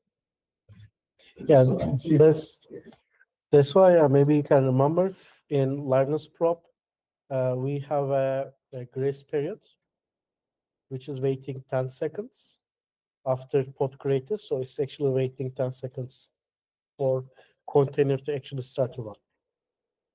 So let's look that kubectl get all and see what we create. So as you guys see, we create a couple of things. We create some pods, and we have a deployment named hello app. And as you can see that there has to be two, and there is two. So the current situation and the desired situation is the same. And also we have available to, and we can see the age. And also, what is that? We didn't deploy this. Why this is here? Because actually we deploy this. This is the replica set. Yeah. So what happens if I delete one of these containers? Yep. How fast? kubectl delete. Okay. Just looked at the ID of the pod I delete. I will just delete. And it says deleted. And I will run that code again. It's already there. 4 seconds ago. Did you guys see how fast is it? The one with the 4 seconds. Yeah. But obviously the IP address has changed, right? Yeah. So I will share this deployment. Okay, you go first. One thing to note while he's sharing. He's on a single node cluster, right? So the first time he has pulled the image is on the node itself. Okay, so creating a new container from an image that's already on the node, that's the other piece. In cases where you have many nodes, and maybe you never deployed a container from that node yet, that node will need to go download the cache and then create a container. So the pod creation time is varied. Or rather, the container creation for the pod may vary depending on if the node the pod is allocated to has used that image yet or not. If the user the image when cache, they can create the container immediately. If that image has not been used in that node yet, they need to go pull the image. The container. That makes sense. Also, I will change this to 5 for just having fun. And I will just like apply and get. And then we see that there will be 5 containers running. Yeah. And I think this is the limit of our cluster, by the way. It's $8 cheap cluster. I sent the deployment file to the Discord chat.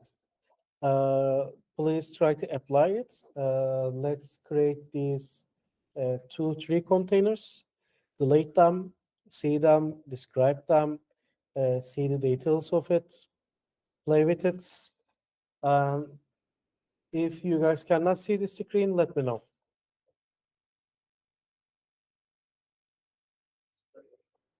Yeah. This file in the code. I share in the Discord. As a code.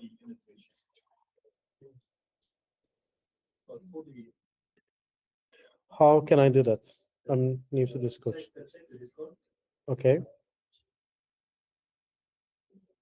Just like. Hold on. Just three countries, yes. And then click enter.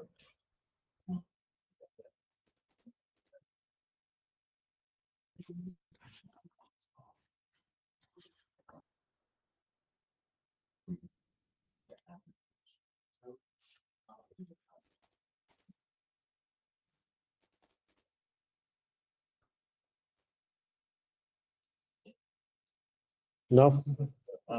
Hectic.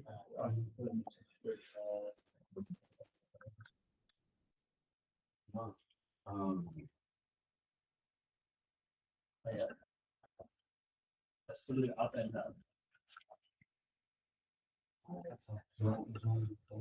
So, hey, and Is it better? Yeah, now. I don't, got a good question. I don't know if my memory is escaping me. So the question was, when does the system check the limits on pods? To Well- my memory, or no, you go ahead. As I know, while creating. While creating, well, no, because the limit is throughout the lifetime of the pod. Yeah. So my memory is shaky. You should double check this. If I remember correctly, once the node is kind of under pressure, basically once the CPU memory starts to get high, then it looks at the pods and be like, okay, which one of you is doing too much? And once the node starts to get danger, it's like, okay, you're way over your limit, you're out. Yeah. Is that correct? Well, I don't remember either. So I believe it's only when the node is experiencing resource pressure that it checks the limits, but I could be wrong. I recommend checking it yourself. Well, Sorry. we are running Kubernetes cluster for many years and in a professional environment with high-end clients, and still we also don't know everything. So the Kubernetes is a huge place. Usually people only know what they use daily. And since we are working for different companies, what he use daily and what I'm use daily is completely different. So the way he solved the issue and the way I solve issues completely different. And you can see that how big and complex the Kubernetes is. Because even we get paid by running Kubernetes is also cannot answer all of these questions.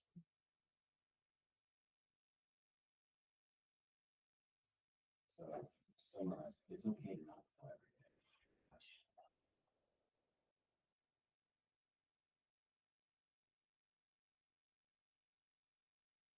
Okay, are we good to go? So let's imagine that we have another service, a front-end application, and let's imagine that these hello apps are just applications, the backend applications, and I need to connect these. How can I connect them?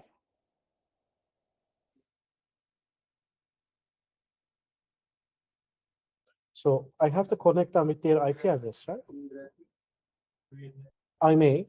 I may use ingresses if I'm at the outside. I may use ingresses as well, but I'm inside of the container service. Yeah. Well, service will also doing a load balancing as well. So this all of these containers has different IP addresses, and also these containers maybe exit or maybe redeploy by Kubernetes because some many crazy reasons. So that's why these IP addresses of these containers always may change. So that's why it's a good idea to connect this in some kind of DNS or some kind of load balancer, some kind of dynamic way to discover these services. So that's why in Kubernetes we have services. And as we talked before, we have a different type of services. Like one of these services is cluster IP. And also, as you can see, there's a main Kubernetes service, which is also have a cluster IP as well. So I will deploy a service.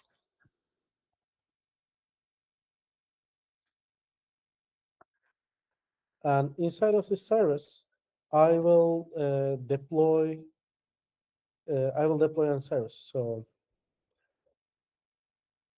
and let's look at what we have here. So as always, we have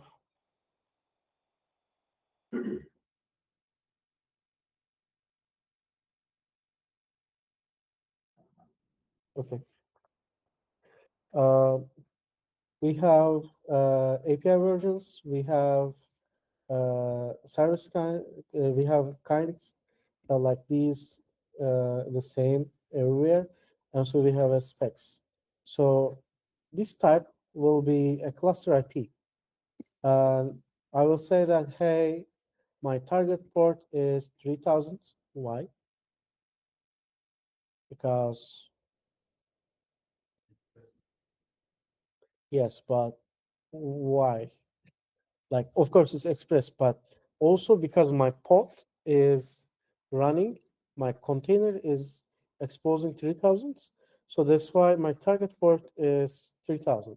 So this means that I am getting from 8 and given to 3000. And my selector is hello. Only remember, where was it? In deployment file.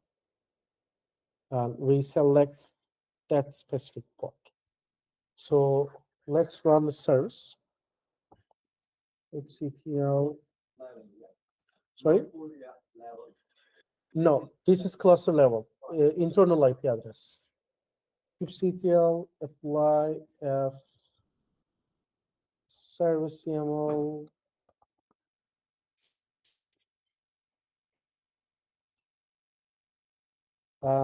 Let's see with the get all commands. And as we all see, we have a service name hello service, and we have a cluster IP. But do we have an external IP? No, because this is not an external service. And this targeting is one of these 5 ports. And there is a command named kubectl port forwards. This is a really good command to debug something because sometimes we try to reach the service and service is unreachable, and we have to like decide that if this is happening because of the ingress or because of the any external network, or this is happening because something in the cluster is not there. And there's a command named port forward, which is forwarding the service port to my own machine. So this is an admin tool. This is for debugging. When I run this, Can see the result on our local server. yes, exactly. And this is a magical way to debug something in the Kubernetes because this helps a lot. So this working as hello, and when I go to hello, as you can, you cannot see.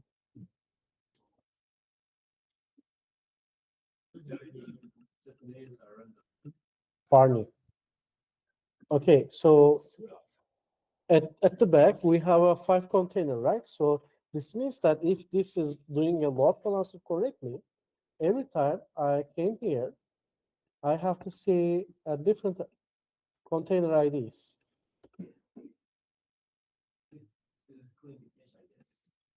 Maybe. Actually, as far as I know, the port forwarding, Only one container? yeah, it's selecting a path from the service endpoint under the hood. Oh, So actually, if you see the terminal, you can see it which the port? packet to 3000, which is not 80, which is a port of service. So it's actually forwarding the packets to one of the pods. So that's Okay. why we can see the same response. Okay. Okay, it's logical, yeah. So, but this is still a magical way to see if the pods are working or not.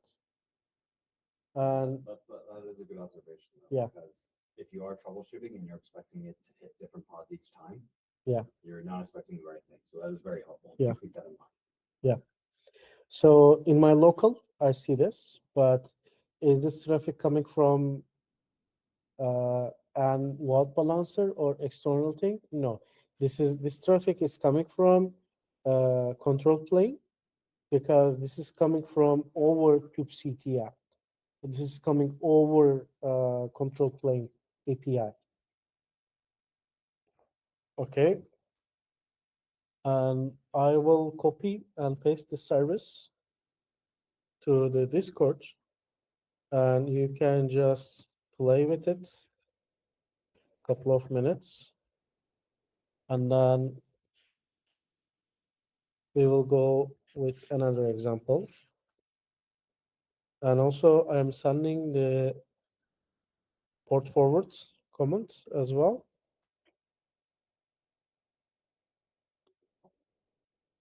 Okay.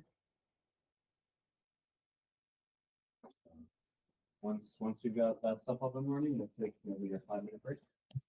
I think let's take a break right now, and then they can just play with whenever they want. All right, so let's be back in here by 15:43. 15? So 3:43. Okay.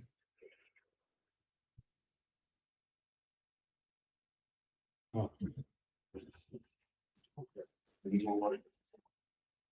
I managed to get there. I will get there.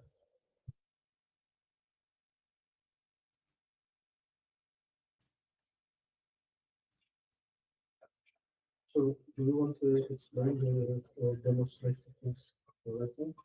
I couldn't read anything. We just have the many services. The main one I want to cover is like databases because you don't want that database. And then just talking about scaling, auto scaling. So after this, there is a node port, and then node balancer, and then we are able to access from outside. And my Kubernetes server is done. Okay. And then we can do If you want to do additional thing, I will improvise. Okay, let's just see how it goes. Okay. Because it How depends on much how this time uptakes. is? I mean, if all that stuff takes a little less than an hour, then I think we're right. Oh, of course, I think it will take 30 minutes. Then perfect. So then, I think I have like 10 to 20 minutes Okay. to describe, and then we can improvise the rest. or not improvise those. We can just cover the remaining stuff and then we can tailor it to their stuff. The one thing I would like to look up if we can fit it in. Let's see. By the way, I remember that since they are, if they are in the same source group, they can see each other without giving any credentials. We have to check that. Okay, let's test.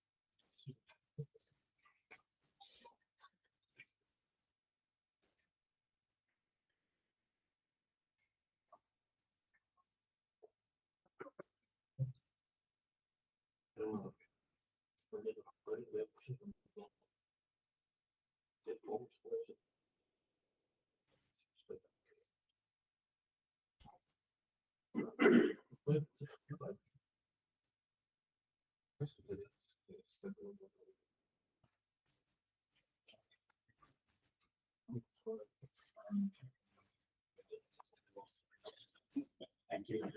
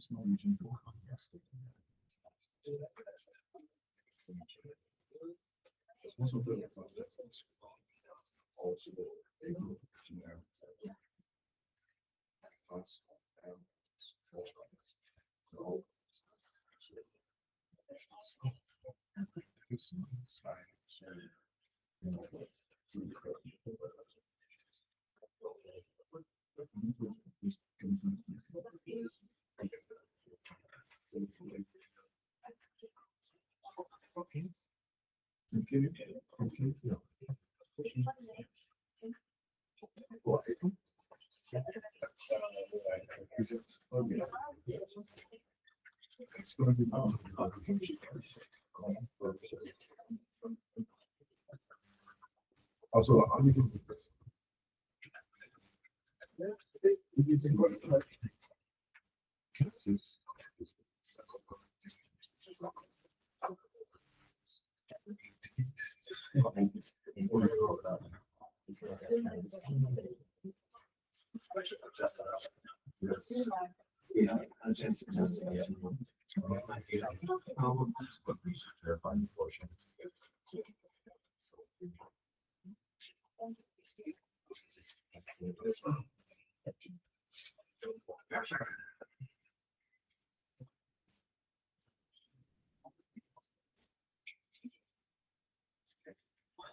Yeah.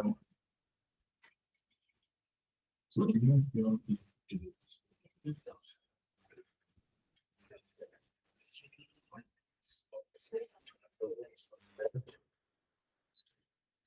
so I don't think so. Go back. Yeah.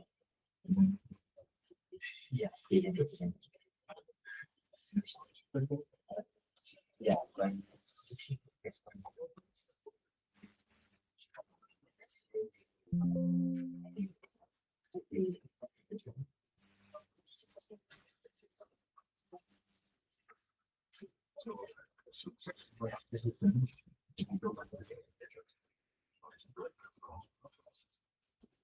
So, yes, I just think we're gonna.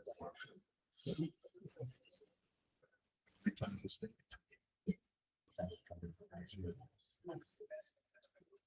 Oh, nice.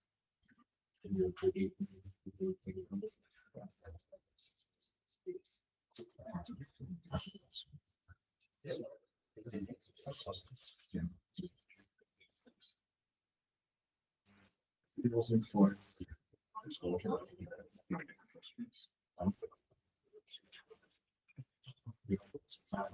Already what is.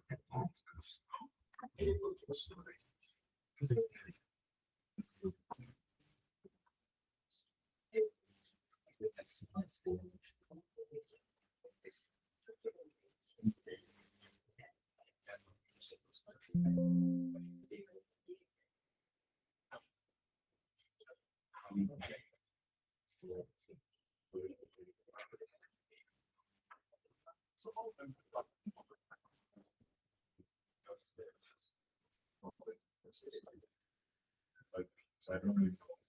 Yeah.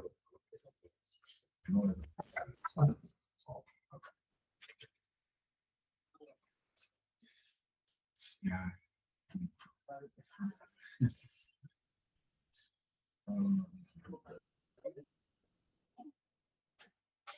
Also did this is not like sorry.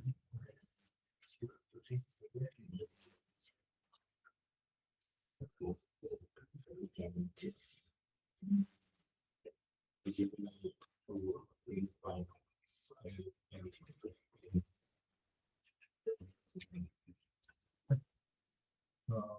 don't know the also across the bank, right? So every bit like find the process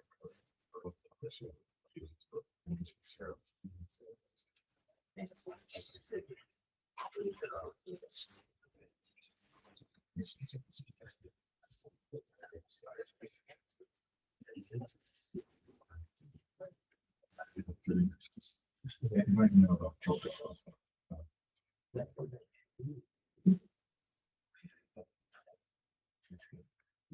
Well, honestly, the things you need to normal call things to best small. So let's say it's a bit crossing 3 times. If you're seeking we need to produce a time, you would present a time.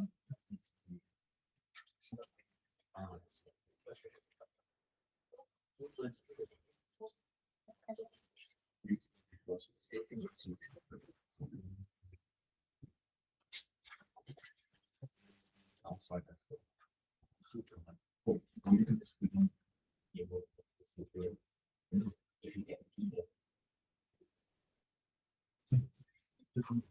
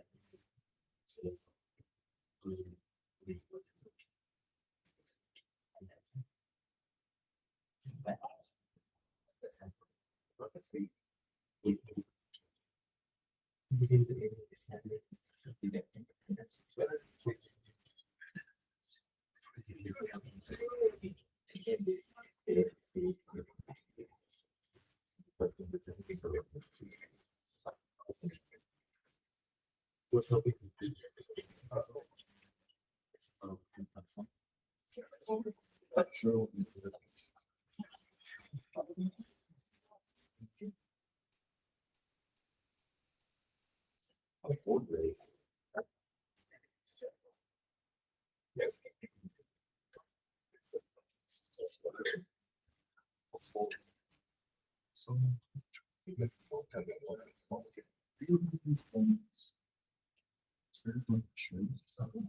Just make it process the button. So feel very interesting. But actually, so this type of process, we have a lot of options in the final.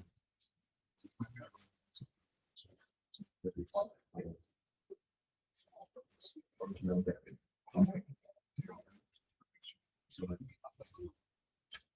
process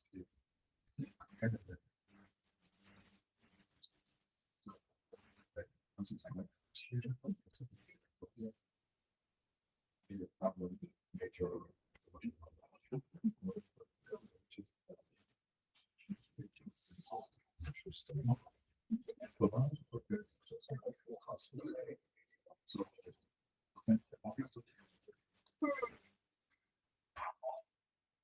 so first that's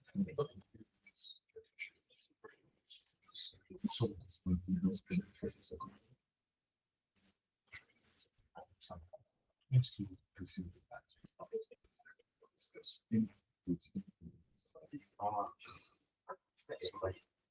Then we'll get to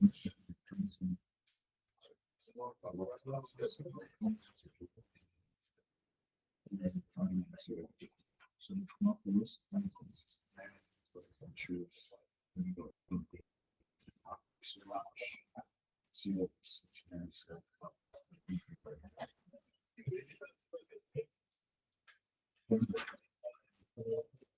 oh yeah. So, yeah, we have to one so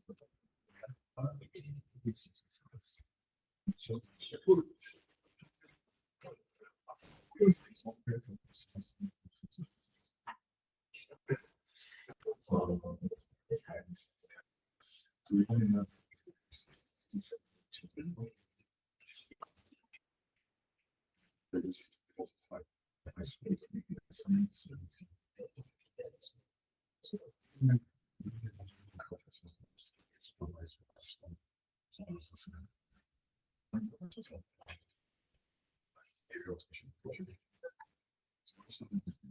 I don't think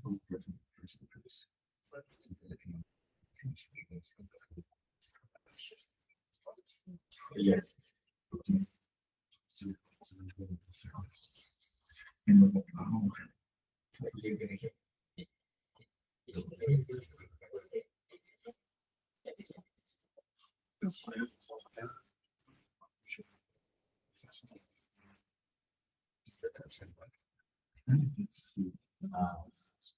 So if you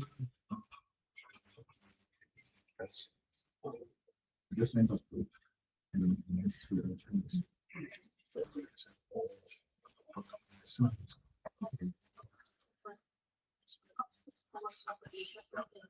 Because those things every time working with kids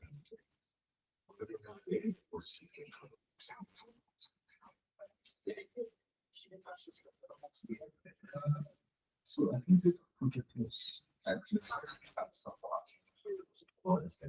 I find it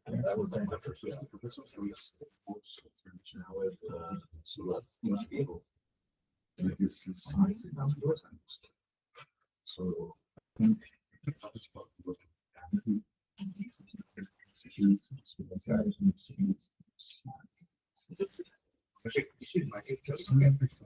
we should restart by now. We should restart 10 minutes.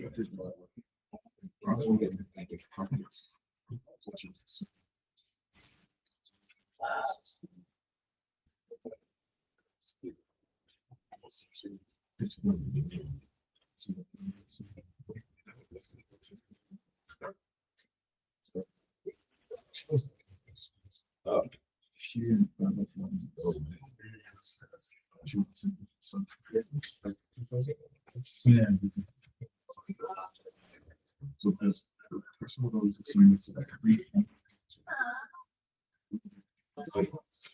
So if you're in your file, that's awesome. So you can all the breaks from the just fix that. Sorry, functions.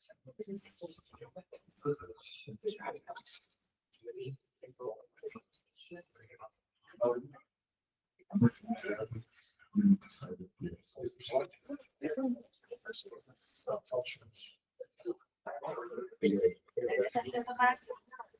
Oh, yeah. I already did that. Hello, hello. Can you hear me?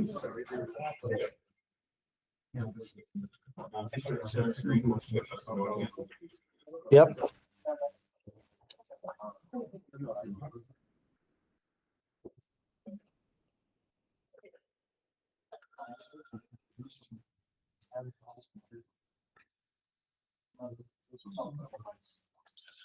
Okay. Mm. It's working.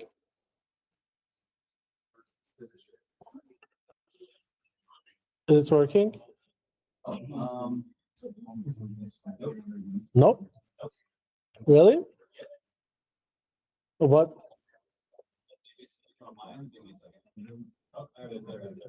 Okay. Okay.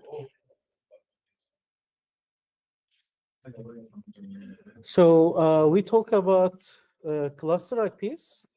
It's a type of service, and what these cluster IPs do is uh, just we can use this in cluster itself, but also we have some other methods as well. We call it node IPs. So we can just come here and change this cluster IP with, let's say, type is node port. And when I apply this, let's see. Yep. And let's see the all. Okay. So right now, as you can see, I expose this to outside over a node port. So what this means that if I visit the node port, I can access this website. But since we are running in AWS, I'm not 100% sure, but I don't think we can do that because this cluster, since it is managed by Azure, we don't have any control over nodes or their ports. So, and also this is not useful because like sometimes we have a more like usually 99% of times, if we are not like debugging something, we have a more than one nodes. So in this case, it is not logical to use node ports for accessing outside. But if we are debugging something or if we just like playing something, learning something, also exposing node ports is good idea because it's also help you to debug. And also we have some other type named load balancer. And when I use this type, and this is, as far as I know, this is only working in the cloud providers. This will expose a port to the outside. Like the AWS will understand that you are trying to expose a port, so it will deploy and cluster, deploy and load balancer to the outside, and use this load balancer as an entry point. So I will come here and I will say that, hey, kubectl, apply this service. And then it says, hey, it's configured. And when I say get all, This time, I will see an external LP. Right now, it's pending because it's still trying to deploy the load balancer in the Microsoft Azure level.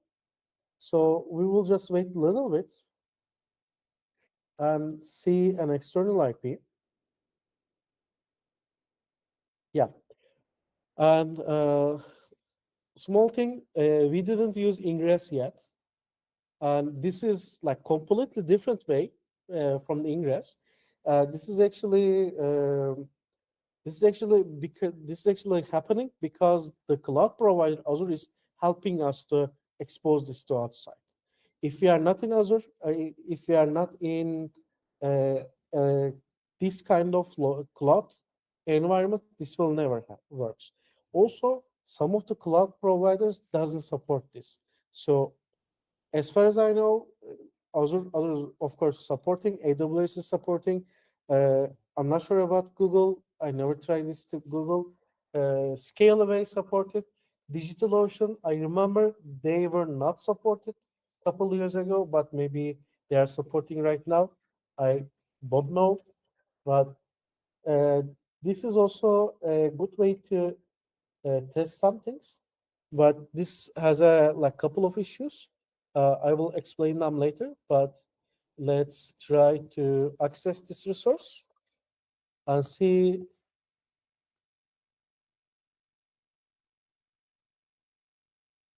Yep. So you can't not see, right?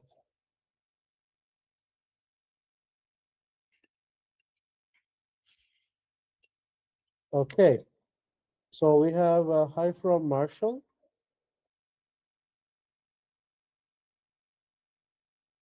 By the way, I'm not sure how this is doing the load balancing. Maybe this is not doing load balancing. I actually don't know how it's working. Since there is no ingress, maybe this also, like as you say, this may also do the similar thing.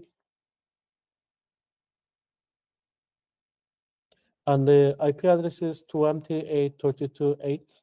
If you guys want to try it, you can also access on your machine as well. 28.32.8/hello. And normally no, but since we are using $8 Kubernetes cluster, maybe our cluster is just run out of. Okay, let's see. kubectl top notch. That's the bug issue.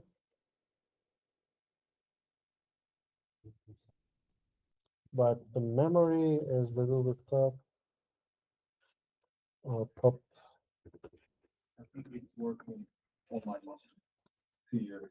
So that Is working on your machine?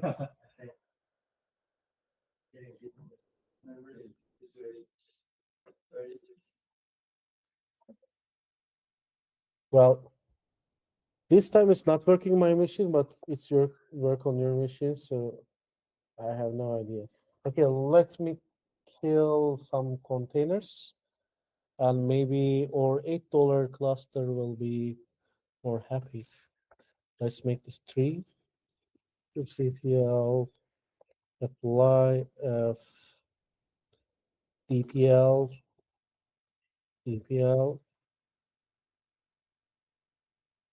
and kubectl at all.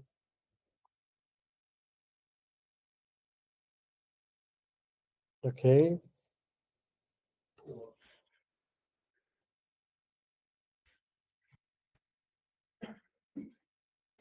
In your computer, every time it just says different ID? Okay, so this means it's load balancing correctly. I don't know why. Maybe it's because of my internet connection. Maybe, I don't know. It's weird. Oh, yeah, that's why. Yeah, that's why. Okay.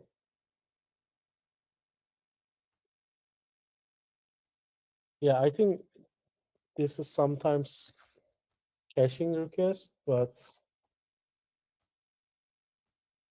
or I'm super lucky to see Marshall, always.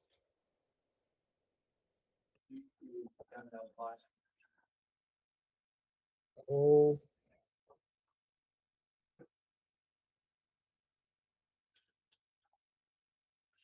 I don't know who is Marshall, but I will kill it. Okay, let's kill random containers.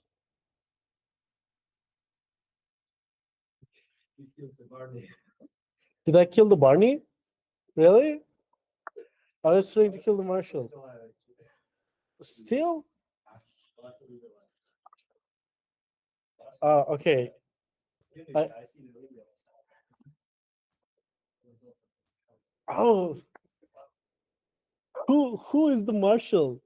Which one is? I think this one is Marshall, right? The first one.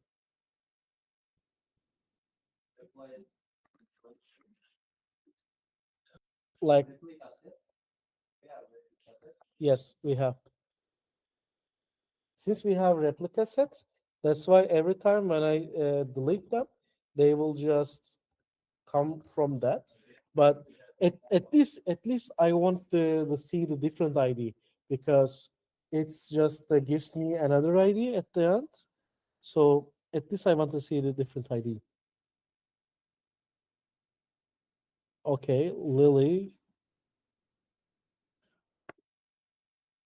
I think I have a cache problem.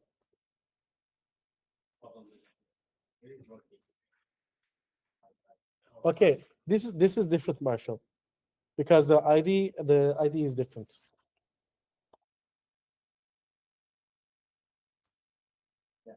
Okay, it keeps Marshall and Lily. Oh, let's try something crazy. Do you guys think it will work? 10 replicas? Let's see.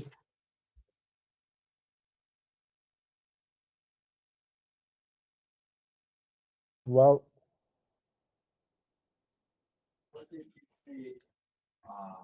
Delete all pods at the same time.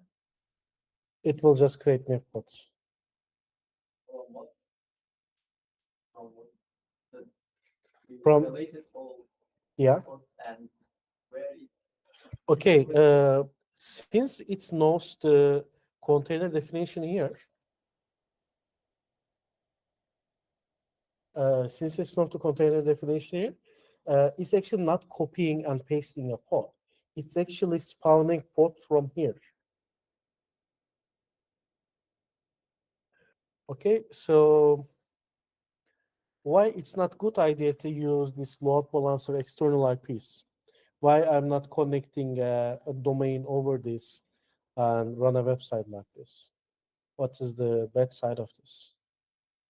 Why this is not good idea? Right, because as you guys can see, every service I create will create an external IP, because my external load balancing configuration is like attached to my service. So this means that if I have 100 microservices, this means that, let's assume that average they use 3 different pods, like 3 replicas. The replica set count is 3 desired state. This means that I will have 300 container, 300 pods. And for running these 300 pods, I have 100 services. And 100 services means 100 external load balancer and 100 external IP address. So every service has their different public IP address. An IP address is $6. So this means that 600 US dollar expense. And also, I don't know the other pricing, but in AWS, the cheapest load balancer is 23 US dollars, and running hundreds of it, like 100 times 23 US dollar plus $600 IP address fee. So it will be super expensive. But what we can do is we can set up ingress and do this configuration, which we talked earlier. There's the ingress configuration.